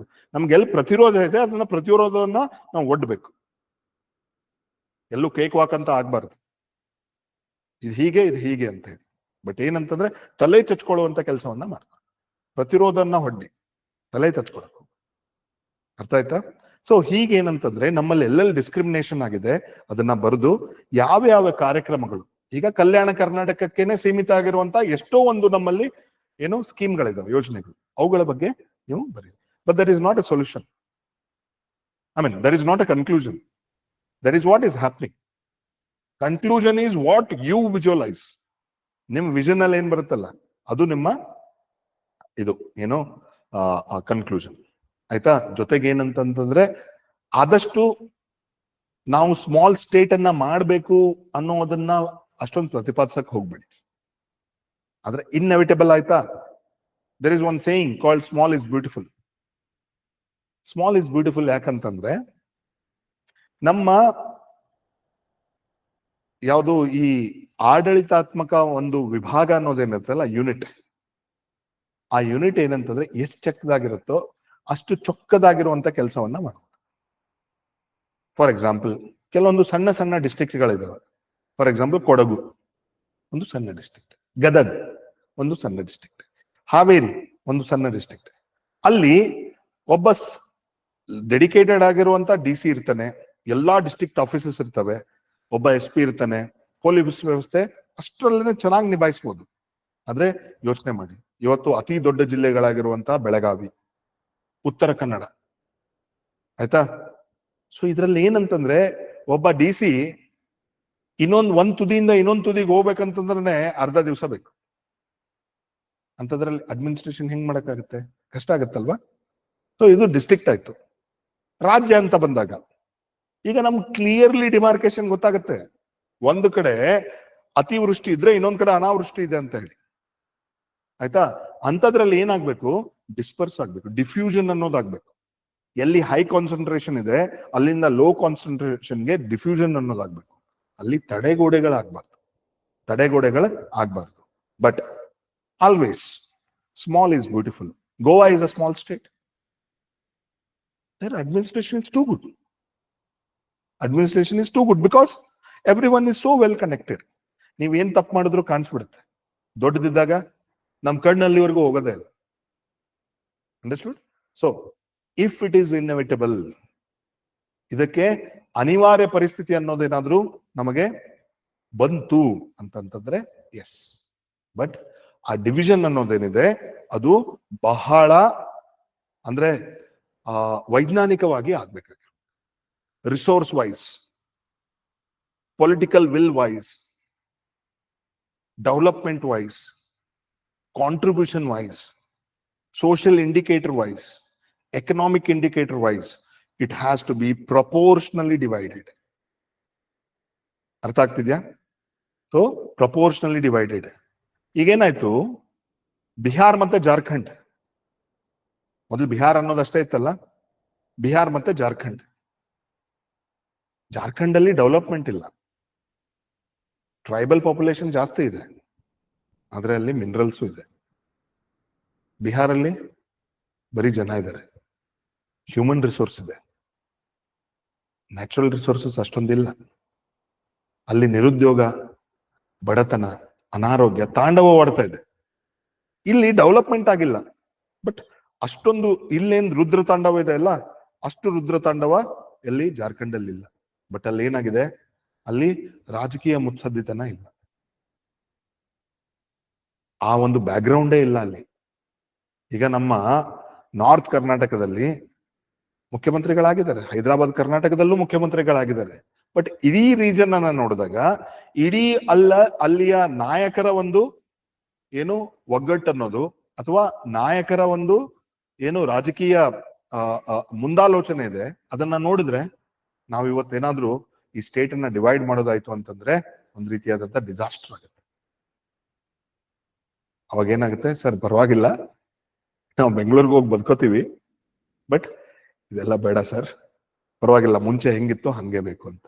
ಇವತ್ತೇನಾಗಿದೆ, ಹೈದರಾಬಾದ್ ಅನ್ನೋದು ತೆಲಂಗಾಣದಲ್ಲಿ ಬಂದು ಕೂತ್ಕೊಂತಿದೆ. ಇದ್ದಿರೋದೆಲ್ಲ ಹೈದರಾಬಾದಲ್ಲೇನ, ಸ್ವಲ್ಪ ರಾಯಲಸೀಮಾ ಕಡೆಗೆ ಏನೋ ಕೋಸ್ಟು ಅದು ಇದು ಎಕ್ಸ್ಪೋರ್ಟು ಪೋರ್ಟು ಹಂಗೆಲ್ಲ ಏನೋ ಇದಾವೆ. ಬಟ್ ಕಮಿಂಗ್ ಟು ದಿಸ್, ಇದು ಯಾವ್ದಪ್ಪ ನಮ್ಮ ಈ ಅನಂತಪುರ, ಕರ್ನೂಲು, ಇವನ್ನೆಲ್ಲ ನೋಡಿದಾಗ ಅದು ಒಂಥರ, ಅದು ರಿಯಲ್ ಹೈದರಾಬಾದ್ ಕರ್ನಾಟಕ ಹೇಳ್ಬೇಕಂದ್ರೆ. ಯಾಕಂದ್ರೆ ಭೌಗೋಳಿಕವಾಗಿ ನಮ್ಮ ಹೈದರಾಬಾದ್ ಕರ್ನಾಟಕದಲ್ಲಿ ಏನ್ ನೋಡ್ತೀವಿ ಅದನ್ನೇ ನಾವು ಅನಂತಪುರ, ಕರ್ನೂಲಲ್ಲೂ ಕೂಡ ಅದನ್ನೇ ನೋಡ್ತೀವಿ. ಕರೆಕ್ಟಾ? ಸೊ ಇವತ್ತೇನಂತಂದ್ರೆ ಆಂಧ್ರ ಮತ್ತೆ ಆಂಧ್ರ ಪ್ರದೇಶ್ ಮತ್ತೆ ತೆಲಂಗಾಣ ಒಂಥರ ವೈರಿಗಳಾಗ್ಬಿಟ್ಟಿದ್ದಾರೆ, ಜನ ವೈರಿಗಳಾಗಿದ್ದಾರೆ. ಇಬ್ರು ಒಳ್ಳೆ ಫ್ರೆಂಡ್ಸು, ಒಂದೇ ಕಾಲೇಜಲ್ಲಿ ಓದ್ದವ್ರು, ಒಬ್ಬ ತೆಲಂಗಾಣ ಒಬ್ಬ ಆಂಧ್ರ ಪ್ರದೇಶದವನಾಗಿದ್ದಾನೆ, ಅವ್ರಿಬ್ರು ಇವತ್ತು ಮಾತಾಡ್ತಾ ಇಲ್ಲ. ದ ಪ್ರಾಬ್ಲಮ್ ಈಸ್ ಏನಂತಂದ್ರೆ ನಾವು ವೈರತ್ವವನ್ನ, ದ್ವೇಷವನ್ನ ಅತಿ ವೇಗವಾಗಿ ತಗೊಂಡ್ಬಿಡ್ತೇವೆ. ಅದೇ ಪ್ರೀತಿಯನ್ನ ಪ್ರಸರಿಸೋಕೆ, ಪ್ರೀತಿಯನ್ನ ನಿಭಾಯಿಸ್ಲಿಕ್ಕೆ ಬಹಳ ಟೈಮ್ ಬೇಕಾಗುತ್ತೆ, ಹೌದಾ ಇಲ್ವಾ? ಸೊ ಹಂಗಾಗಿ ಅವಾಗ ಏನ್ ಅನ್ಸುತ್ತೆ, ಕೆಲವೊಂದ್ಸತಿ ನಾವೊಂದು ರೊಟ್ಟಿ ಕಡಿಮೆ ತಿಂತಾ ಇದ್ವಿ, ಇಟ್ಸ್ ಓಕೆ, ಬಟ್ ನೆಮ್ಮದಿ ಇತ್ತು. ಮತ್ತೆ ಇವತ್ತೇನಾಗಿದೆ, ನೆಮ್ಮದಿ ಇಲ್ಲ ಅನ್ನುವಂಥದ್ದು ಆಗ್ಬಾರ್ದು. ಅದು ಕೇವಲ ಮನಸ್ಸುಗಳು, ಮನೆಗಳಂತ ಅಷ್ಟೇ ಅಲ್ಲ, ಇಡೀ ರಾಜ್ಯಕ್ಕೂ ಕೂಡ ನಾವು ಅದನ್ನೇನ್ ಮಾಡ್ಬೋದು, ಆರೋಪಿಸ್ಬೋದು. ಸೊ ಹಂಗಾಗಿ ಇಫ್ ಇಟ್ ಈಸ್ ಇನ್ಎವಿಟಬಲ್, ಅನಿವಾರ್ಯ ಪರಿಸ್ಥಿತಿ ಬಂತು ಅಂತಂತಂದ್ರೆ, ನಾವು ಡಿವಿಷನ್ ಅನ್ನ ಮಾಡೋದೇ ಆಯ್ತು ಅಂತಂತಂದ್ರೆ, what we have to do like very scientific division and with the proper resource allocation and proper provisions, then only we can do that. So ಈ ತರನು ಕೂಡ ತಾವು ಎಂಡ್ ಮಾಡಿ, ಇಲ್ಲ ಇಲ್ಲೇ ಎಲ್ಲ ಸರಿ ಮಾಡೋದಿತ್ತು ಅಂತಂತಂದ್ರೆ you have to have a larger vision. ಇಲ್ಲಿ ಬ್ಯಾಂಗ್ಳೂರಲ್ಲಿ ಕಾನ್ಸಂಟ್ರೇಟ್ ಆಗಿರುವಂತಹ ಏನು ಒಂದು ಆರ್ಥಿಕ ವ್ಯವಸ್ಥೆ ಇದೆ, ಅದು ಎಲ್ಲಾ ಕಡೆನೂ ಸ್ಪ್ರೆಡ್ ಆಗ್ಬೇಕು. ಈಗ ಹುಬ್ಬಳ್ಳಿ, ಗುಲ್ಬರ್ಗ, ಎಲ್ಲಾ ಜಿಲ್ಲಾ ಕೇಂದ್ರಗಳಿಗೂ ಏನಂತಂತಂದ್ರೆ ನಾವು ಇಲ್ಲಿ ಆಗಿರುವಂತಹ ಬೆಳವಣಿಗೆಯನ್ನ ಏನ್ ಮಾಡ್ಬೇಕು, ಪ್ರಸರಿಸ್ಬೇಕು. ಇಲ್ಲಿ ಬೆಂಗಳೂರಲ್ಲಿ 1,20,00,000 ಜನ ಏನಿದ್ದಾರೆ, ಸುಮಾರು 1,20,20,000 1,40,00,000 ಜನ ಏನಿದಾರೋ, ಆ ಜನ ಏನಂತಂದ್ರೆ ತಮ್ಮ ಊರುಗಳಲ್ಲೇನೆ ಆ ಉದ್ಯೋಗ ವ್ಯವಸ್ಥೆಯನ್ನ ನೋಡ್ಕೊಳ್ಬೇಕು. ಏನಾಗಿದೆ, ಬೆಂಗಳೂರು ಅನ್ನೋದು ಹೀರೋದು ಗೊತ್ತಾ? ಹೀರೋದು ನಾವು ಲೀಚ್ ಅಂತ ಹೇಳ್ತೀವಿ ಅಥವಾ ಪ್ಯಾರಾಸೈಟ್ ಅಂತ ಹೇಳ್ತೀವಿ. ಅದು ಏನ್ ಮಾಡುತ್ತೆ, ಉಳಿದಿದ್ದ ಎಲ್ಲಾ ಕಡೆ ಎನರ್ಜಿಯನ್ನ ಹೇಳ್ಕೊಂಡು. Best example Mysuru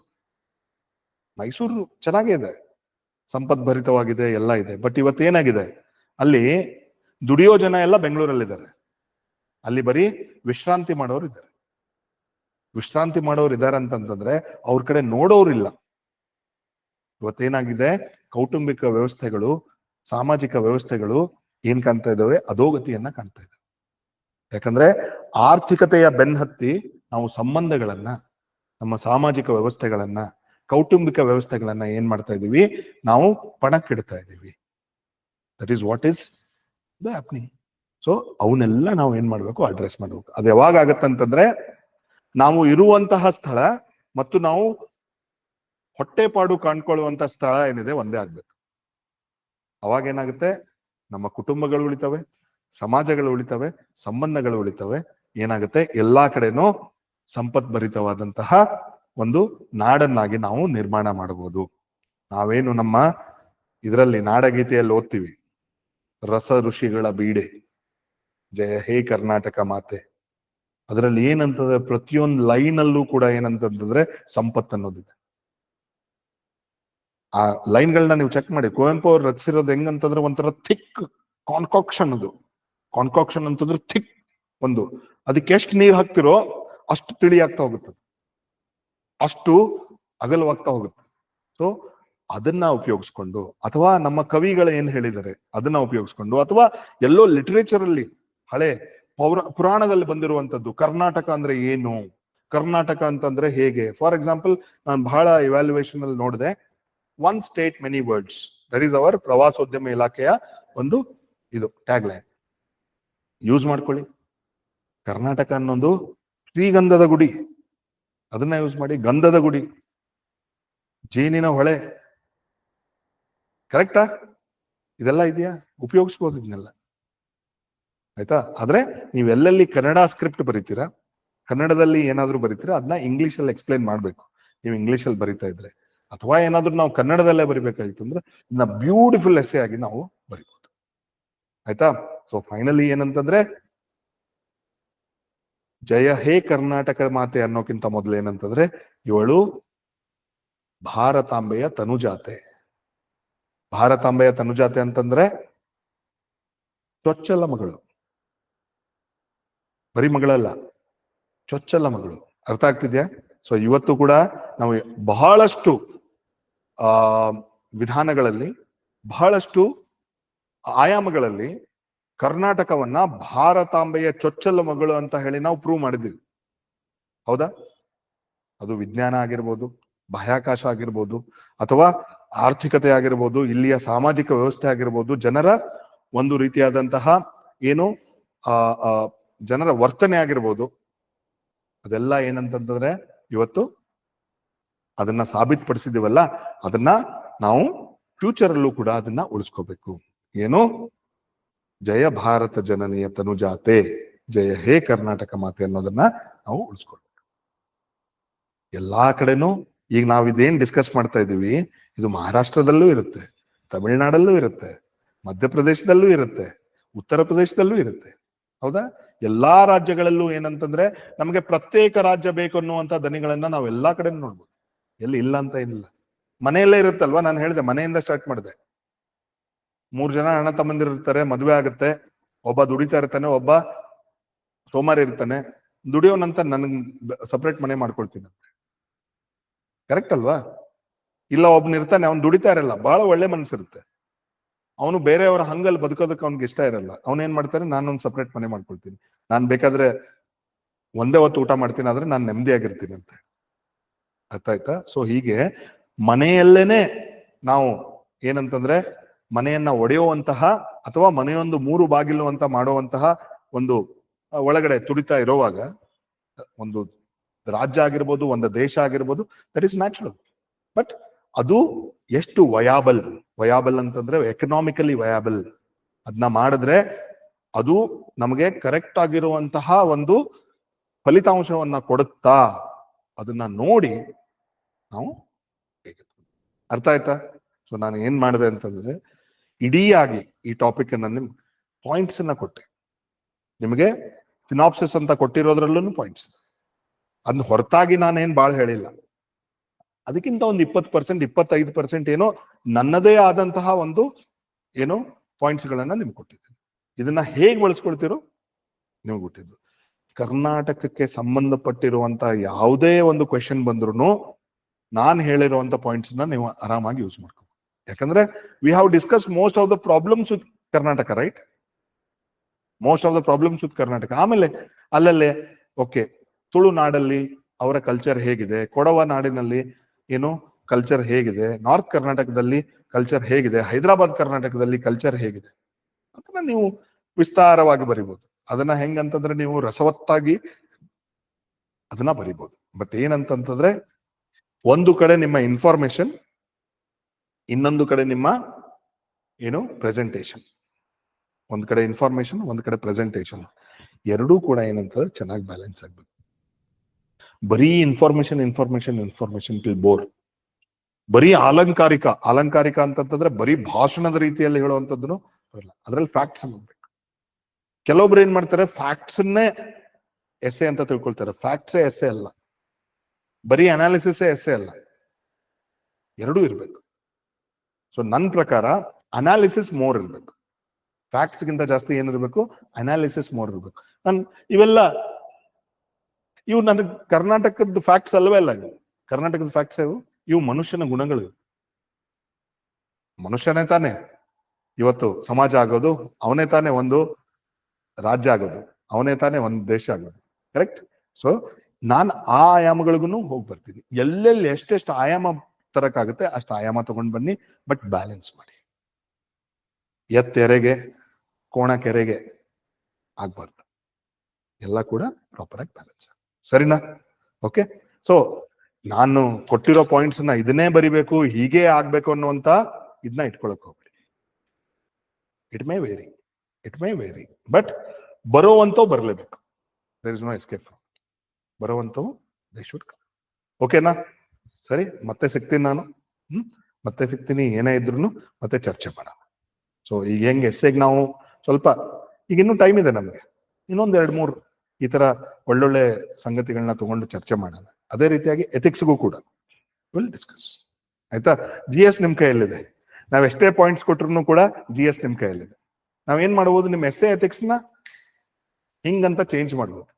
within few days we can change your essay and ethics. But GS ಅನ್ನೋದೇನಿದೆ ಅದ್ರ ಹಿಂದೆ ನಿಮ್ ಶ್ರಮ ಬಹಳ ಇದೆ. ಸ್ವಲ್ಪ ಟ್ವೀಕ್ ಮಾಡ್ಬೇಕಷ್ಟೇ. ಇದು ಹಿಂಗಲ್ಲ, ಇದು ಹಿಂಗಲ್ಲ, ಇದು ಹಿಂಗಲ್ಲ, ಹಿಂಗಲ್ಲ ಅಂತ ಹೇಳ್ಕೊಂಡ್ರೆ ಹೋದ್ರೆ ಸರ್. ಆದ್ರೆ ಎಸ್ಸೆ ಎಥಿಕ್ಸ್ ಅಲ್ಲಿ ನಿಮ್ ಸ್ಕೋರೆಬಿಲಿಟಿ ಬಹಳ ಜಾಸ್ತಿ ಹೈ ಆಗ್ಬೇಕು. ಚಾನ್ಸ್ ಇದೆಯಾ? ಎಸ್. ಏನಿಲ್ಲ, ಸ್ಟ್ರೆಸ್ ಇರ್ಲಾರ್ದೆ ಓದಿ. ಎಸ್ಸೆ ಎಥಿಕ್ಸ್ ಮೇಲೆ ಜಾಸ್ತಿ ಫೋಕಸ್ ಮಾಡಿ. ಯಾಕಂದ್ರೆ ಕಡಿಮೆ ಗೊಬ್ಬರ ಜಾಸ್ತಿ ಫಲ ಅಲ್ವಾ? ಕಡಿಮೆ ಗೊಬ್ಬರ ಹಾಕೋದು, ಕಡಿಮೆ ಗೊಬ್ಬರ ಫಲ ಜಾಸ್ತಿ ಬರುತ್ತೆ. GSಗೆ ಇಡೀ ಹೊಲದ ತುಂಬಾ ಗೊಬ್ಬರ ತುಂಬಿಸಿದಿರ ನೀವು. Yes or no? ಈಗೇನಂತ ಕರೆಕ್ಟ್ ಆಗಿರೋ ಬೀಜ ಹಾಕ್ಬೇಕಷ್ಟೆ. ಎಸ್, ತಾನಾಗೆ ಬಂದ್ಬಿಡುತ್ತೆ. ಯಾಕಂದ್ರೆ ಗೊಬ್ಬರ ರೆಡಿ ಇದೆ. ಬಟ್ ಎಸ್ಸೆ ಎಥಿಕ್ಸ್ ಹಂಗಲ್ಲ, ಕಡಿಮೆ ಗೊಬ್ಬರದಲ್ಲೇನೆ ನೀವು ಒಳ್ಳೆ ಬೆಳೆಯನ್ನ ತೆಗಿಬೋದು. ರೈಟ್? ಸಿಗೋಣ. Thank you.